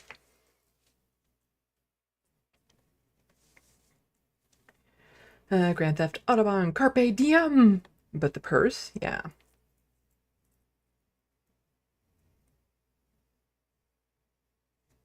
Jed, if someone made a blocker that only blocked right-wing ads, the right would go absolutely apeshit. Yeah.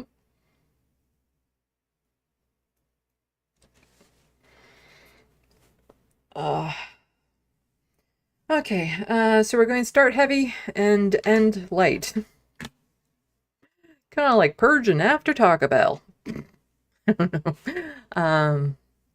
But this is my last docket, and yeah, it's going to start a bit heavy because we're talking about, you know, Gaza and what's happening over there and the horde stuff. And then leave it on an image of hope. How about that? Actually, that's horde, that's horde, that's horde, that's horde. Okay, so it's a whole bunch of really shitty, horrible stuff, and then an image of hope. So, I'll show off more of my art afterwards to maybe lift the mood. Here we go. Canada has been absolutely horrible when it comes to what's happening in Gaza, helping to arm Israel. You know, here we have speech laws. You know, you're not allowed to promote a genocide here in Canada. That's goes against our speech laws. But the government can send weapons to a country that's committing a genocide. And just more of the same from our politicians. So, WFP Media was saying, Gaza, it's worse than I've ever seen before. Starvation is spreading. What we really need is the ceasefire. And Bob Ray, who is ambassador, writer, teacher, in often like foreign ambassador and things of that sort, he's been heavily involved with the government, says there has to be a release of hostages. Accent aigu, ceasefire to the full accent éclair, full flow of aid delivered by UN and its agencies. An end to forcible displacement, corralling, kettling, collective punishment, hate speech, terrorism, and a clear path to 2 states. That ain't happening. And accountability for any breaches of international law by any individual group or state. This chaos, killing, starving, and hatred has no end. In the name of our shared humanity. In the name of our shared humanity, could you at least name who's doing that killing? Who's doing that forcible displacement? Can you do that? Instead of saying there has to be a release, why are you opening up with there has to be a release of the hostages? Are you talking about the hostages Israel has? All the Palestinians that they've thrown into jail without cause. Thousands. Are you talking about them? They're hostages. But why are you opening with that? A ceasefire? A ceasefire would be very easy to happen if Israel stops. That's it. That's all that has. Israel just has to stop, and then there's a ceasefire. That's the order of what it is right now. This isn't an equal force situation. Israel has the power. They have the military. They have the weapons. They have the support of other global powers. They are devastating Gaza. Israel needs to stop. In the name of our shared humanity. What humanity? What humanity are they showing? And as Rabbi David says, no, just know the first thing is Israel has to stop killing and killing and killing and killing and killing. You're a despicable toady for Zionist lobbies. Canada needs a two-way arms embargo, suspend CIFTA, prosecute war criminals walking our streets. And here we have Samira pointing this out. Canada silent and complicity in Israel's genocide will remain a stain on its history. Mark Carney likens himself a Catholic also. And this happened recently where there was a bombing of churches, of Catholic churches in Gaza. Apparently one that the Pope was calling, the last Pope, Pope John, was it? Who was calling them regularly. Well, that church got bombed, killing people. So Canada has a history of, and this is Shane here, I don't know who you are, criminal defense and human rights lawyers. Canada has a history of condemning attacks on churches around the world, but when Israel bombed Gaza's only Catholic church today, killing 3 and wounding 10, there was not a word of condemnation, let alone consequences from Anita Anand or Mark Carney. They keep on putting out statements. The next time, there will be consequences. The next time, oh, we're really going to think about those. The next time, don't cross the line. The next time. Yeah, so that line just seems to keep on moving, huh? There is literally like the worst, most heinous things have already happened. And Canada is still supporting it. And Canada is still not putting sanctions on. Is still not making the two-way arms embargo. Is still not doing anything, speaking out forcefully against what Israel is doing. Canada ain't gonna do shit.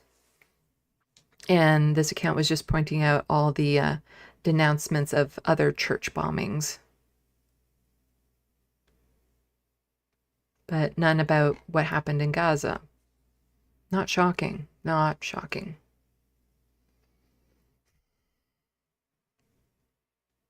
There's nothing Israel can do at this point that would get Canada and the USA and other Western governments to actually condemn them. But this next story is from a very unlikely source, and I even forget how I came across it. It was probably linked in a tweet. So it's not from a news source I regularly go to. Let's put it that way. And I find it very ironic that the whole opening of it is supposed to be you having pity for the person that it's featuring. And all I can be thinking is like, you're damn straight. Yeah, this should be, oh yeah, it needs to go further. I'm glad this is happening to you. This is the way it should be. It should be like this. So let's go over to the Times of Israel. They even have a counter up here, Israel at war, day 654. You could say Israel committing genocide, day 654. That's more how I would phrase it. So this is a very Zionist outlet, but the opening part of this is really good. I hope the worst on this person. So, I'm afraid to go home. Canadian IDF soldier fears fallout from war crime probe. Like, even that alone, it's like, oh, you're committing war crimes and you're worried that you might be caught up in a war crime probe, and we're trying to support you here. So Canada's probe into Israel-Hamas conflict doesn't explicitly target Israelis, but its unclear scope has alarmed Jews amid raising international lawfare against soldiers. Yes, international lawfare against people committing genocide. When Nati Huberman was given back his phone in March after weeks of reserve duty on Israel's northern front, he was inundated with messages from friends about a website he never heard of. I might have covered this website a couple times on my channel. People were texting me saying, watch out, your name's on it. He said it was findidfsoldiers.net, a site created in February by David Mastreski, I don't know how to say his name, a Canadian journalist who has harshly criticized Israel, accusing it of orchestrating a planned genocide in Gaza, which it absolutely has been doing. Yeah, I criticize that too. David, an editor for an outlet called The Maple, aimed to identify Canadians who have fought for the Israel Defense Forces either during the current war or previously. At a time, Huberman said the exposure felt disturbing but marginal. Now, I want to point out that what David was doing when he was making this website, he wasn't doxing. He wasn't going around like investigating. This was all public social media stuff that he was pulling from. That's it. He wasn't doing like stalking deep dives of investigations of people. This was all readily public information out there from Canadians who are going over to Israel to help commit a genocide by becoming a member of the IDF. Then, in June, the Royal Canadian Mounted Police announced that it had opened an investigation into matters related to the Israel-Hamas armed conflict. It's about time, with the possibility of uncovering a perpetrator of core international crimes such as genocide, war crimes, or crimes against humanity. The video is out there. I'm pretty sure we know who's responsible for that. In previous years, the RCMP has conducted similar investigations relating to crimes against or by Canadians in the context of other foreign conflicts, including in Rwanda and the former Yugoslavia. But this is the first time Canadian authorities have launched a war crimes-related probe connected to the Israeli-Palestinian conflict, a development that has generated particular anxiety within Canadians' Jewish community, which has documented a rise in anti-Semitism since October 7th, 2023 attack. Well, here's the thing. If you're not committing war crimes, you have nothing to be anxious about. Don't commit the war crimes, you got nothing to worry about with this probe. Nothing. The RCMP stated the investigation wasn't focused on any community or group, but to Huberman and others, the target appeared clear: Canadian IDF soldiers. Hell yeah. Yeah, let's do that. Look at them for war crimes. If they're participating in it right now, they're committing war crimes. Like, that's a genocide. It's a genocide. It was scary, said Huberman, a dual Canadian-Israeli citizen from Toronto. A lot of us asked ourselves, is it safe for me to fly to Canada? Will I be arrested at the border? Look, you're not trying to go into the United States with a fuck Trump hat. You're fine. You can still get into Canada. It's safe for me to fly into Canada. Like, I just slaughtered a whole village, but, can I still go back home? Another Canadian IDF reservist on the list, who prefers to be referred to as N because he feared the legal consequences, decided not to take the chance. Good. Don't come back. It's fine. Don't come back. Born in Calgary, Alberta, N has spent nearly 300 days on reserve duty, mostly in Gaza.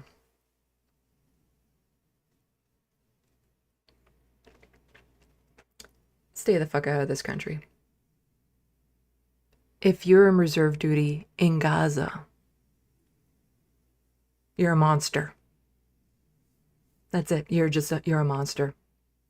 There is no mid there. If you are a Canadian citizen and you are traveling to Israel to participate in what is happening in Gaza, you're a fucking monster. Don't come back.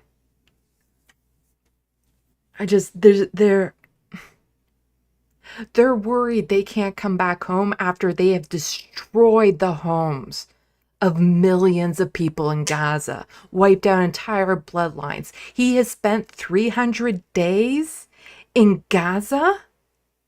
And you're telling me he hasn't done shit that is absolutely war crime related?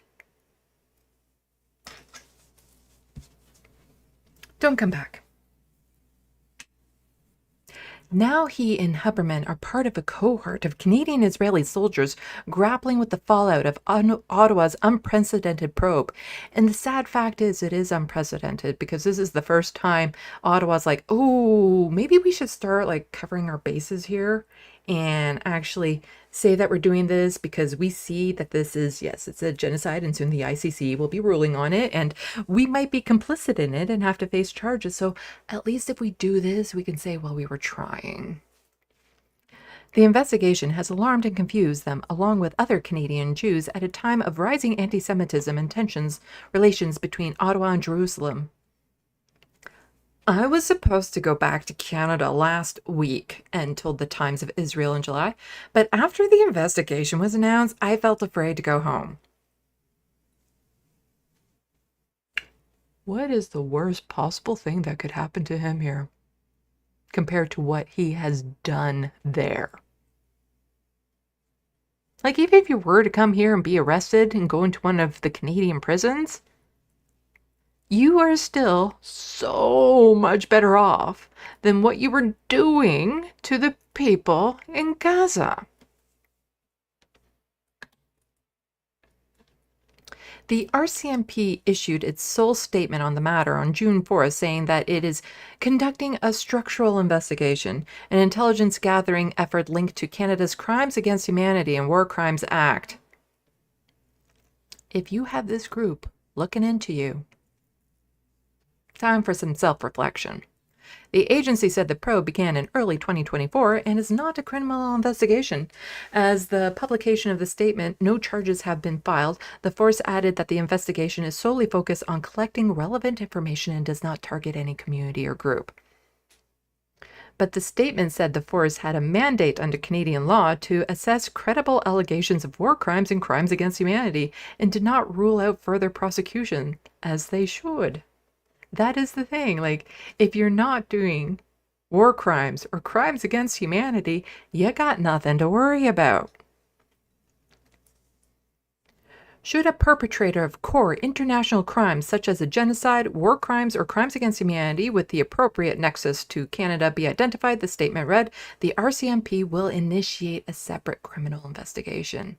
The RCMP has not published any more information about what it is investigating or the specific allegation involved. When approached by the Times of Israel for a comment, the agency declined to provide further details. And I'm going to end it there because basically it says what they should be doing is looking into Hamas. It's Hamas. They're the ones doing the bad stuff. God, be doing that. Look at Hamas. Don't look at us and our war crimes. Look at Hamas. So we don't need to go into the rest of that Zionist bullshit, but we're going to hear some Zionist bullshit here. And this is what we're up against. And I'm going to tie this back around to Canada again.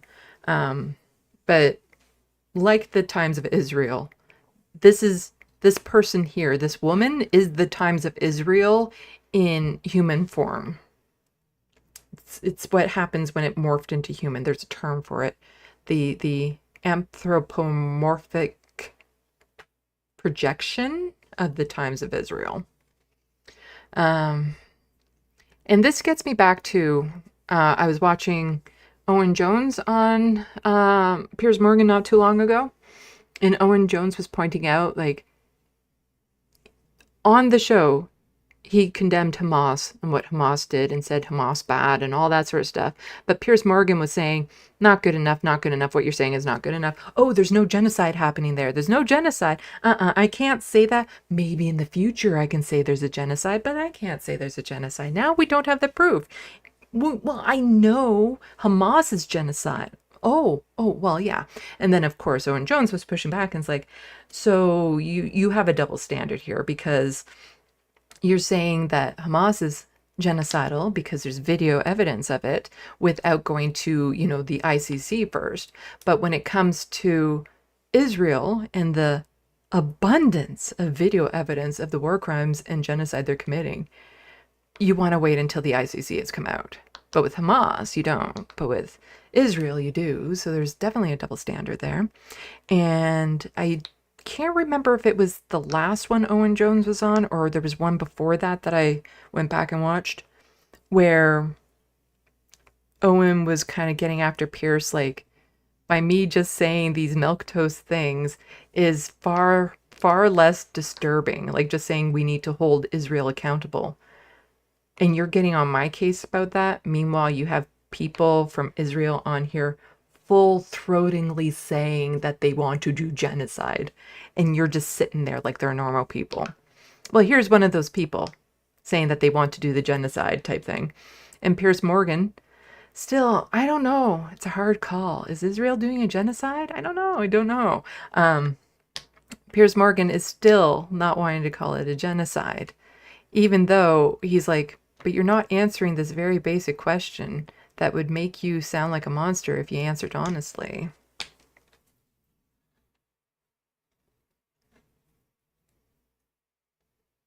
Okay, and Mrs. Weiss, how do you feel about the fact that over 20,000 Palestinian children have now been killed since October the 7th in Gaza?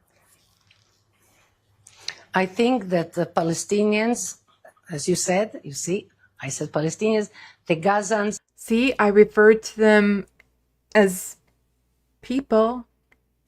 I'm not a demon. I said Palestinians. I didn't refer to them as just Hamas. And all Arabs around should stop attacking Israel. Well, I just asked you how you thought about 20,000 children being killed by the IDF. So how do you feel about that?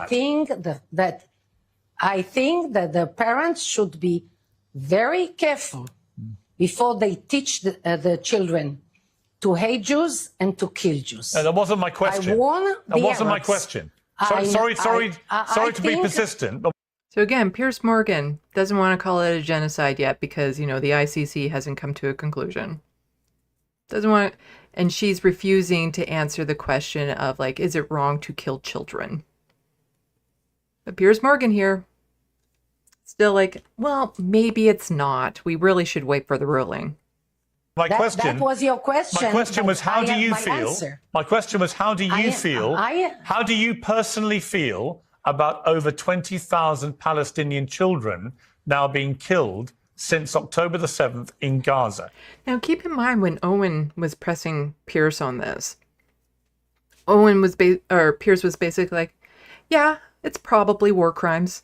Like, very nonchalant like that. Like, yeah, probably what they're doing is war crimes, but, you know, still not going to call it a genocide. Absolutely disgusting human. Like, it's all clout. It's all clicks for him. That's all he's doing. He has no morals other than the morals that will help him get views. How do you feel about that? I think that Arabs, Gazans or Jordanians or Syrians, whoever, should be very, very careful with the way they educate the children. Yeah, that wasn't my question. Now, that wasn't my question. Many of them. Can you answer my question? Answer. Okay, we don't actually need to watch the rest of this because it doesn't change. It doesn't change. It's just this. And then he'll be like, this is the 4th time I'm asking you and giving you the opportunity to answer. You know, what about the children? And her still not answering it. And it goes on for almost 4 minutes like that. Absolutely disgusting. And I'm pointing this out because we're not safe from this type of hatred here in Canada. Not even by the long shot. Now, it's not necessarily Zionism, but there is a lot of that up here. There's all sorts of hate groups popping up in this country. And I don't know. I feel like people are becoming much more emboldened. I'm going to switch back to the screen for a moment as I'm ranting about this, because I did watch Mehdi Hassan on Jubilee. And I still don't feel like I feel like those were people who were acting. Maybe it's a part of me that doesn't want to acknowledge that these people are out there. Like, I know that there's horrible fascists like that out there that Mehdi was talking to.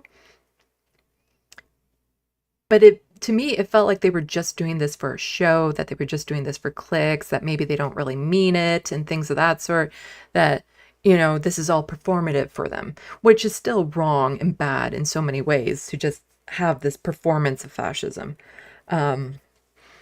But then you start finding out about all these other hate groups that are popping up. You see people like this woman on Piers Morgan talking the way she is about children. How basically she is saying, yeah, it's fine that we kill children because they're going to be indoctrinated into Hamas. It's on the rise. Hatred is on the rise. All these hate groups are on the rise. And Canada is no exception to this whatsoever. This is from CBC News. Tracking Canada's fascist fight clubs. CBC's visual investigation team reveals where some of Canada's white nationalist active clubs gather to prepare for violence. In public parks, gyms, and martial arts clubs where children take classes, some of Canada's most notorious white supremacist groups are preparing for violence. So this is where I get worried when the one guy on the Jubilee was saying, yeah, I'm a fascist, is that they are becoming more emboldened and there's safety in numbers. You know, these fascists used to think, oh, maybe I'm all hateful by myself. But no, there's other people that I can network and get organized with. And now we have representation on mainstream media, the Jubilee, people who are proudly fascist going on there. So maybe there's nothing wrong with me. Maybe I'm in the right. Because why else would these people be getting this platform? If there wasn't some truth to it, if there wasn't some truth to that maybe fascism isn't all that bad. The members of these fight clubs, known as white nationalist communities as active clubs, are hiding in plain sight as part of their recruitment and online propaganda. They post videos of their training sessions, taking care to hide their faces and obscure their locations. But a months-long CBC visual investigation in collaboration with the Fifth Estate reveals exactly where some of these groups are training. It's fucking unacceptable, says Kevin Mans, the owner of Niagara BJJ in Welland, one of the martial arts studios CBC identified. I have built a team that is pluralistic. These guys are scum. Active clubs are a part of decentralized white supremacist and neo-Nazi network that has grown globally in recent years, increasingly moving from online forums to real-world training groups in anti-immigration protests. Active clubs build themselves as defenders of Canada's European roots, offering a path to community and fitness, but some experts regard them as fast-growing extremist threat in Canada. Keep in mind, not too long ago, there were, I think it was 4 people arrested, some of them active military members, because they wanted to take a chunk of land in Quebec for unknown, probably white nationalist reasons. On the surface level, they're recruiting people that are interested in getting in shape and learning martial arts, said Mark Lamoureux at the Institute of Strategic Dialogue, a UK-based think tank dedicated to studying authoritarianism, hate, and extremism. The minute you peel back even the slightest layer of this onion, it becomes far more insidious. These are virulent white supremacists. These are people that in many cases are training for what they believe to be an upcoming race war. There are 187 active clubs in 27 countries, according to the Global Project Against Hate and Extremism, with several in Canada. One of the most prolific is the Hamilton-based Nationalist 13. More recently, a group called Second Sons has spread across Canada, which experts say is an active club in all but name. White nationalism evolution. And so this is a long article deep diving into how they found out where these clubs were, and I'm going to post this into the SandBox so that people can go over it in your own time.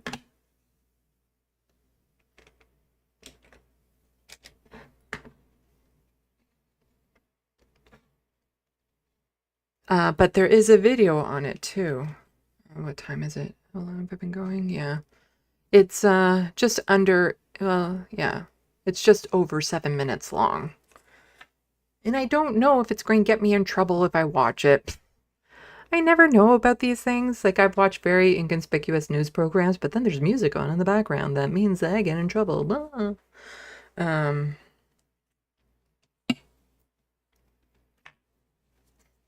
And the warning on the screen doesn't exactly help me in my thoughts. But then again, this video is on YouTube. It's on YouTube. So how can I get in trouble if this is already on YouTube?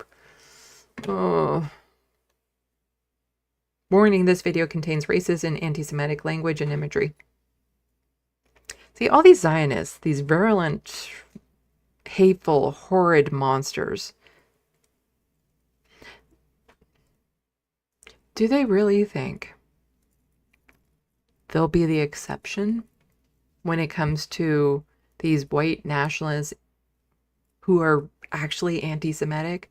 You know, the Zionists are worried about the anti-Semites who are saying, from the river to the sea, Palestine will be free. That's what they're worried about. They don't seem as worried about these white nationalist groups that are fascist and were okay with what happened in World War II. They don't seem as worried about them as they are about people who want Palestine to be free. I don't know if this is okay. I hope so. White nationalist groups in Canada are coming out of the shadows. There is music kind of in the background. And they're building their combat skills. These new... Well, I think what I'm going to do is just link this because I don't want to get hit up for copyright issues. I'm just going to link this into the SandBox as well so people can watch it. It's just over 7 minutes long.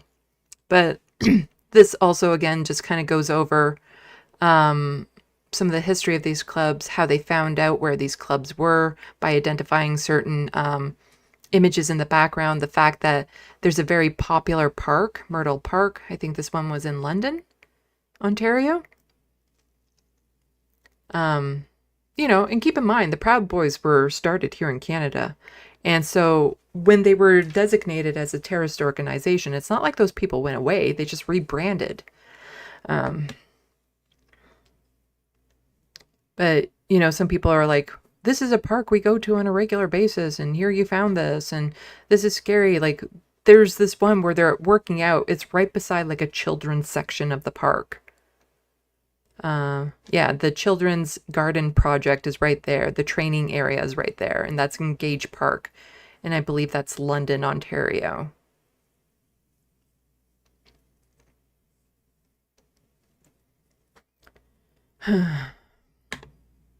This activewear brand wants to be Lululemon for fascists.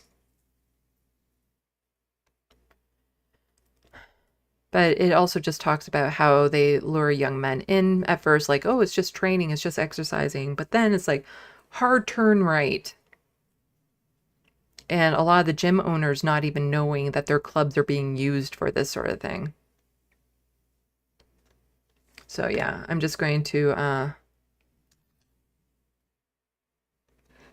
toss the link of this into the SandBox so that you can see it. And I do recommend that people go and watch that video. I just don't want my YouTube show to get hurt because of what's in this one. Because CBC has a lot more clout than I do and has a better chance of defending themselves. I'm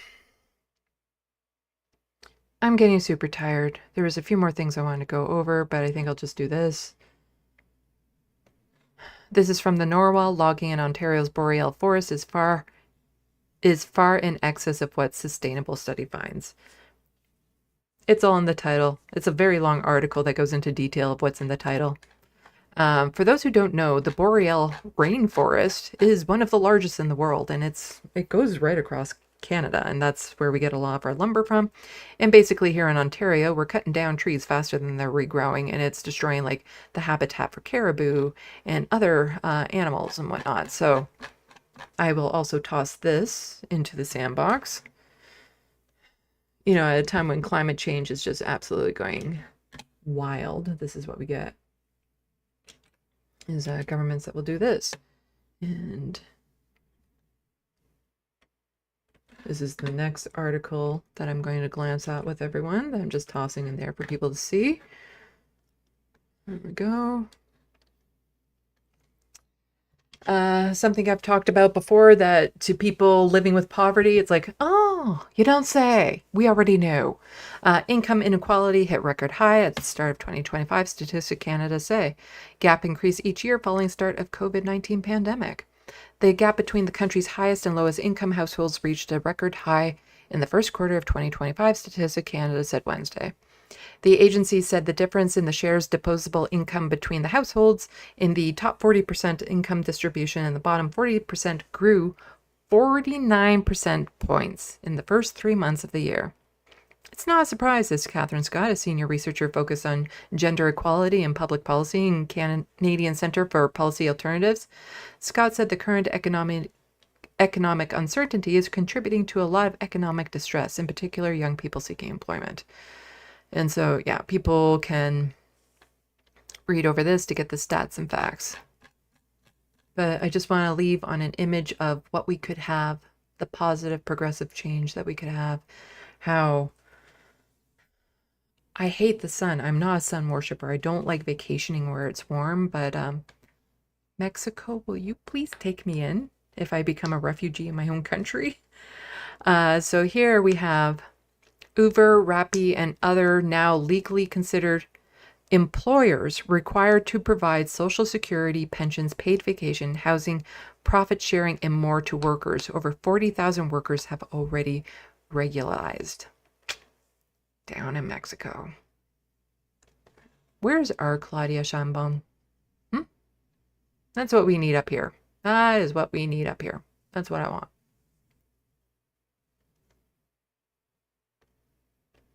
Okay. I think that is it.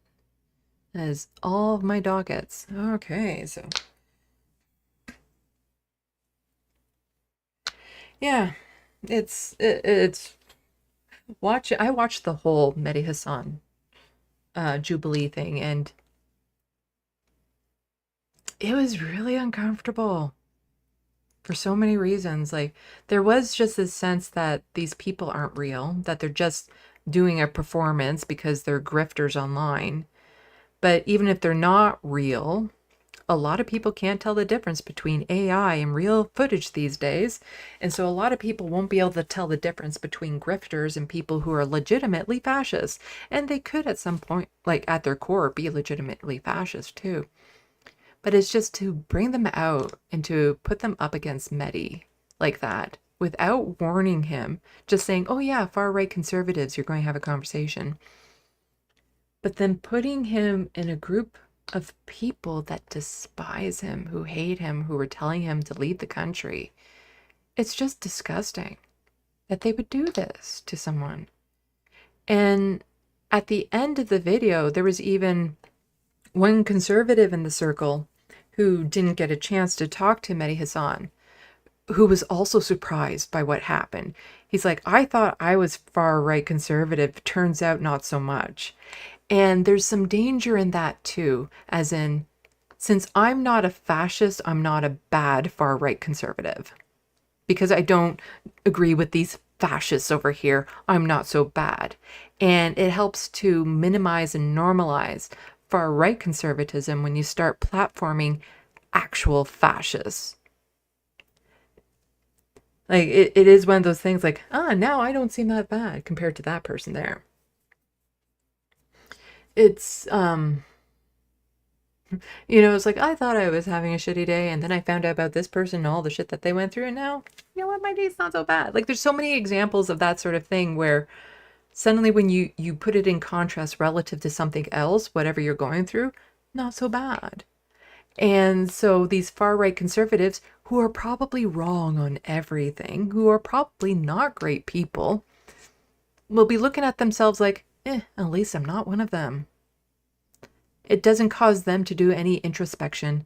They didn't get a chance to talk to Mehdi Hassan, to maybe have, to test their points against him, to, go toe-to-toe to maybe learn something from Mehdi Hassan, because Mehdi went there with the facts. He had stuff memorized. Like, he knows this stuff. He can just bang, bang, bang, bring it out.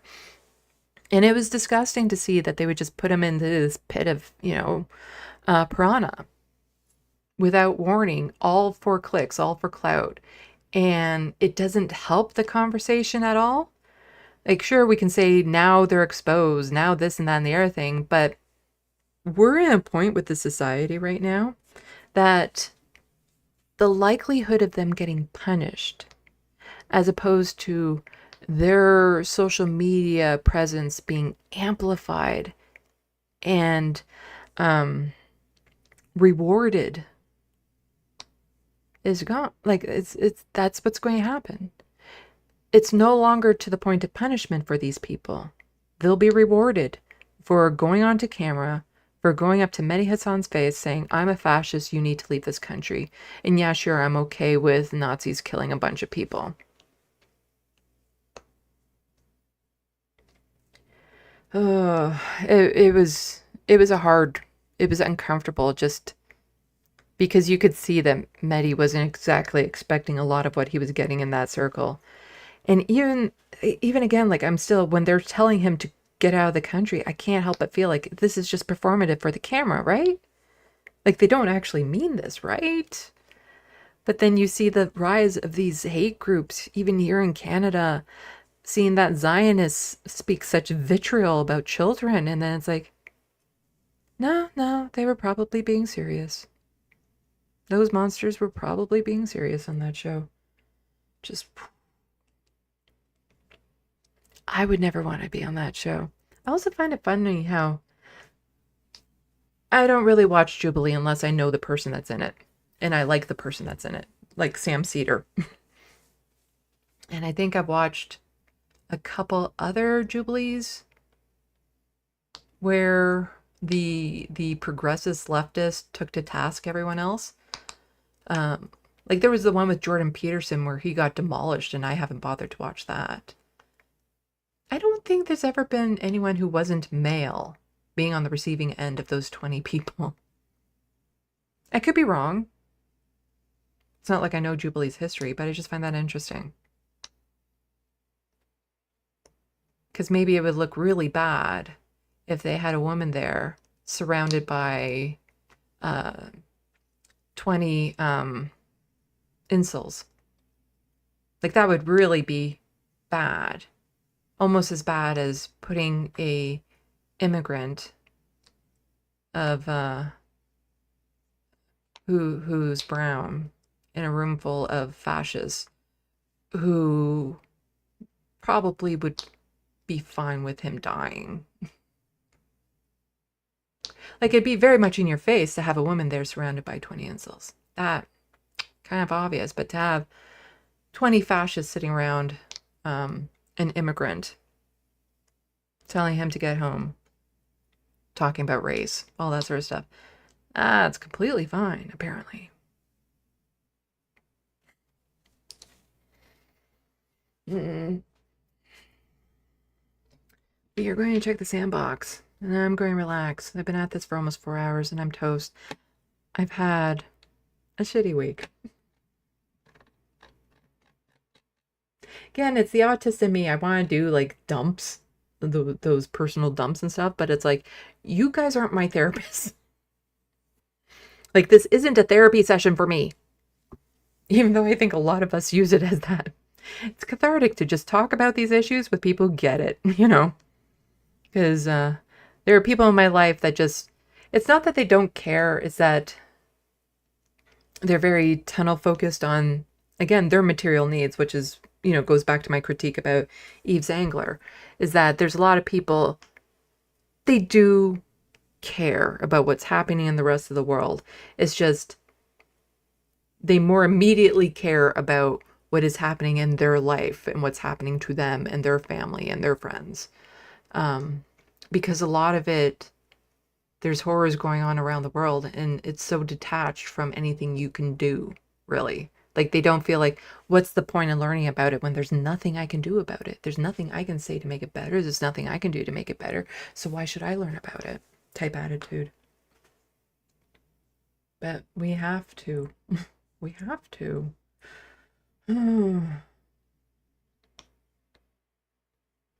Especially when it comes to Israel, because Canada is helping with that. Selling weapons to Israel. It's a lot of blood on Canada's hands there.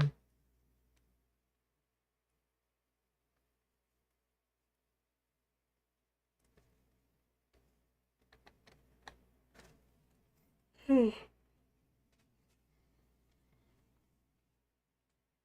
Wild West, rare Alberta win. Damn. Yeah, the fact that they're funding one medication that BC is not.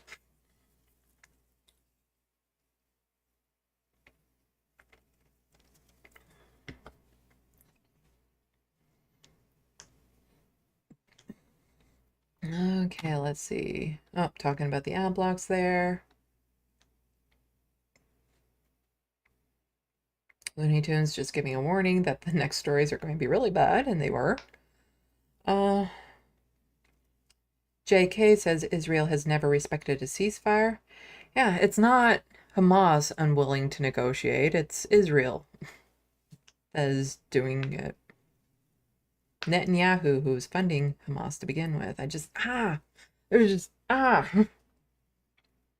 that's the thing. I would never do well in a debate because I just have no patience anymore for all these Zionist monsters or any sort of like fascist, misogynistic, incel type people. I have no patience for them. And so I would probably give them the clicks that they like, the clickbait that they want, because I would just, I would end the conversation in a very non-polite way. And so then they could use me as some sort of like, oh, look at this person freaking out, such a snowflake, such a slur, and all this sort of stuff, and help promote their stuff by showing how unreasonable I am. So I'm not a good person to go on these shows right now because I just have no fucking patience for these monsters. I don't think I'd be able to hold it together.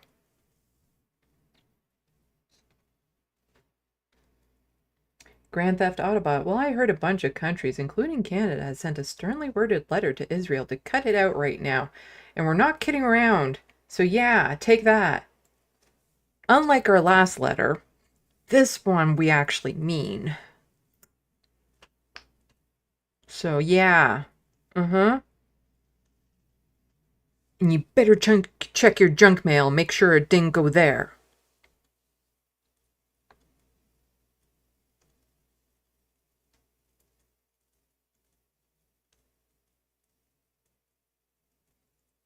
Yes, we are going to raid the letter hack after this because I believe the letter hack will be live right now. I'll see if I can do like the official raid. I'll see if I can figure that out. I think I first have to go to YouTube. And he is live right now. I have to share, copy the link.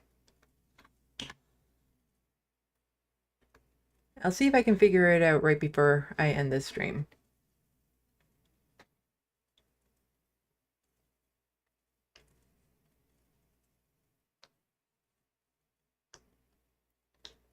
Looney Tunes 9000 just saying Sandy still needs to help paying off Frodo's vet bills, and that I do. Frodo's doing amazingly well. Like, it's just...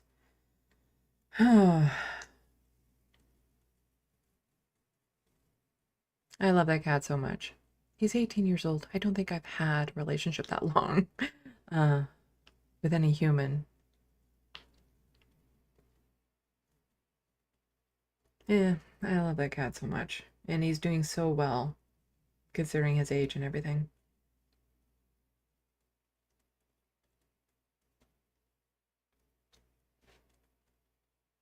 Jet, this just screams, I broke my finger while punching that geek's face in. Ow, my finger vibes. Find it very hard to sympathize. Just checked my bag of fucks to give. All out.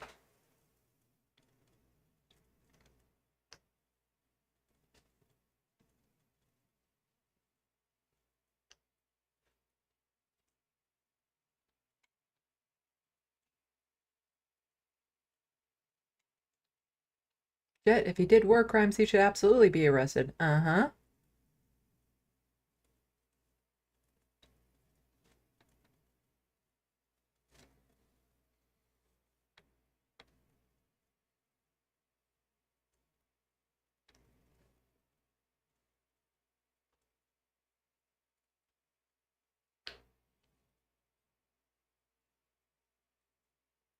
JK, it's hard to believe that fascism is real, but the US elected a fascist president.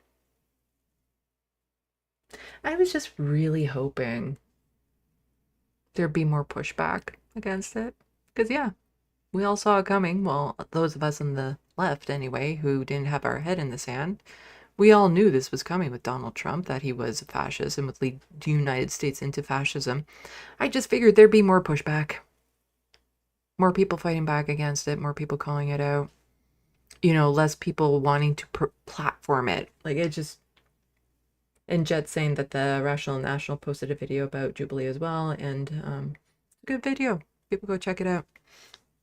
There's other commentators that have said the dangers of just going on Jubilee, how it's not a real platform, how it's not real debates, it's just clicks and engagement and stuff, and that it can actually do more damage than good. So, yeah. I felt so uncomfortable. Just my empathy for Medi was just going right out of me, and it was not helping my mood. Because I thought, oh, after my really shitty day, I could come home and watch Medi take these far right wingers to task, because I saw the little promo of it and stuff, and I thought, yeah, I'll watch him take these right wingers to task and go and feel a little bit better. And then I'm like watching the whole thing, and I'm like, I do not feel better. And my empathy for Medi is just kind of like, like it must have been so uncomfortable being in that room.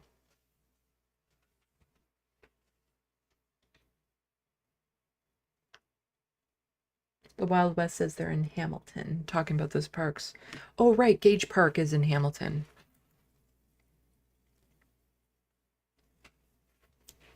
Are you going to make everyone feel better?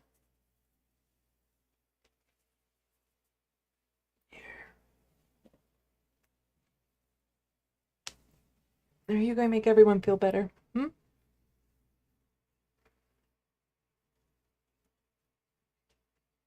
Are you going to make people feel better?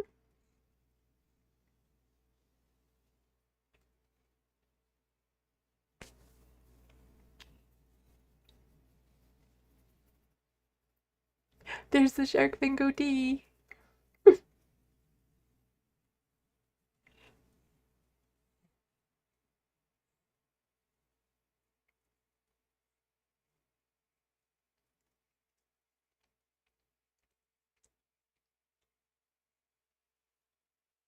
You giving me kisses? You giving me kisses?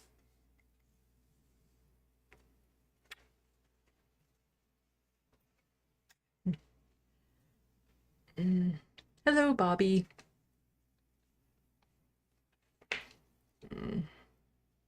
Jet race word, just fucking crazy. If it hasn't happened, like, ever, it's not gonna happen. Now, you paranoid freaks. Let's see. Jet, for fuck's sake, stop taking down the rainforest, you psychopaths. Yeah. I love the forests here in Canada. I love going on hikes in all the woods and stuff.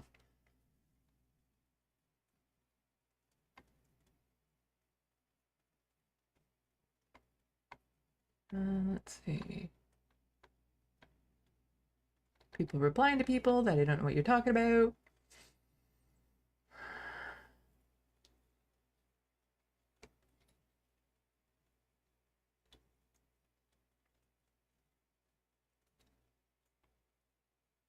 The Wild West, they always deliver how they really feel with an ironic flavor.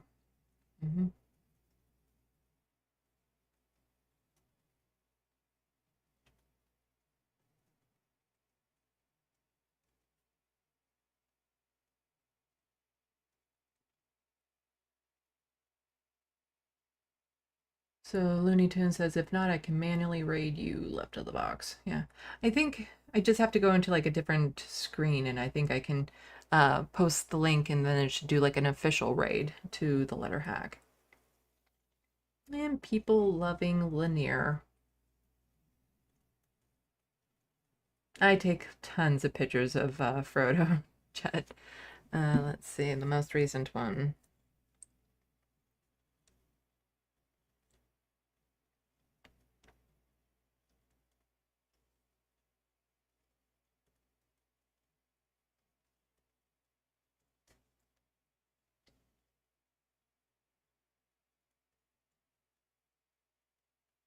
It's not in focus.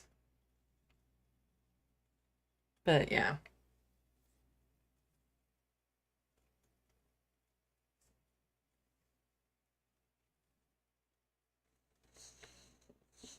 Let's see.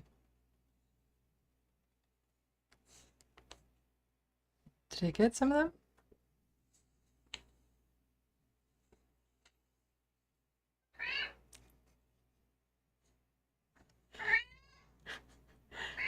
This is how he sounds in the morning. This is how he wakes me up.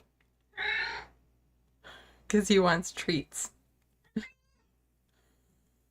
And he'll be...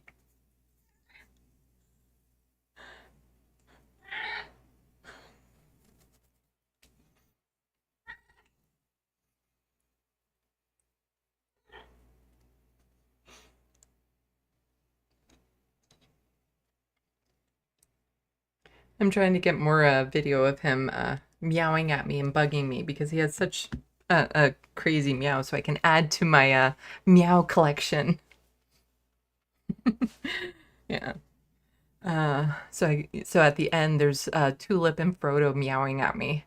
Yeah, Lanier and Abernathy don't meow too much. They might as they get older, but they're not very vocal right now. But Frodo's definitely gotten more vocal the older he's gotten. But he makes some really weird... It's almost like he's trying to figure out, what are your human words? I'm trying to say them. But, yeah, everyone, buy the book. I've had a really shitty weekend. I'd love it if somebody...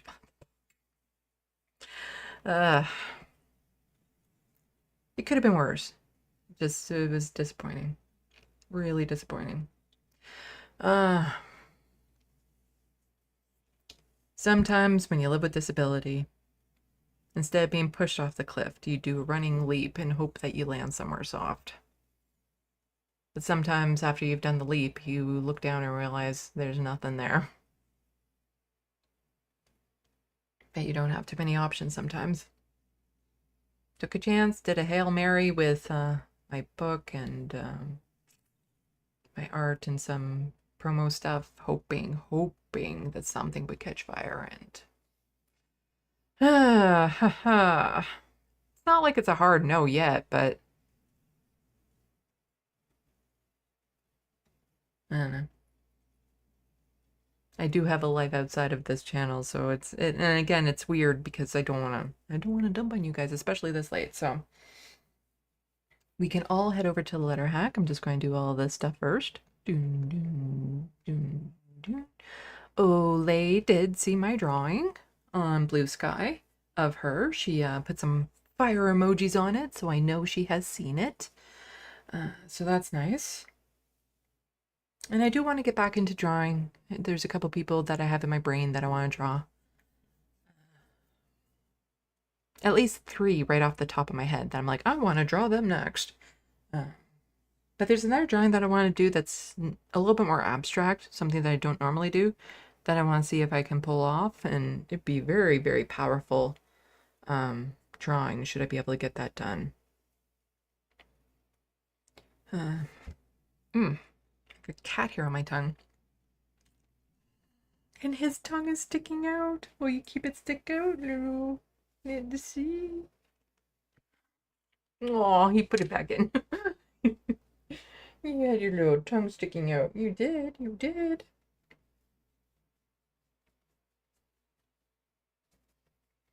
Okay, there you go. Ugh. So next time you guys can catch me is Wednesday from 4 to 5 on this space.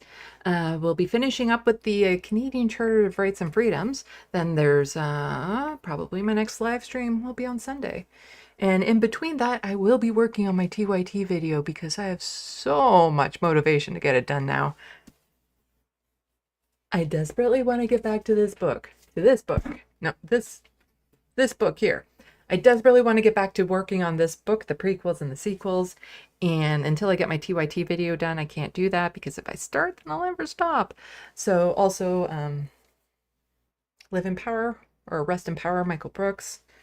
We miss you. The left misses you. I miss you, even though I never met you. But he changed my life. Started all of this because of him. Just wish I had the chance to thank him. Okay, and thank you to everyone who's been watching, to the mods, to people who have become patrons, who have become members, who have given out memberships, who have bought things off my Amazon wish list, which is linked below. Every little bit helps. It really does. Any transfers for Frodo's vet bills, it all helps. It all really, really helps. Let's see, how do I do this? Stream settings, I think I go there. No, that's not where I go. Oh, I think I go to edit.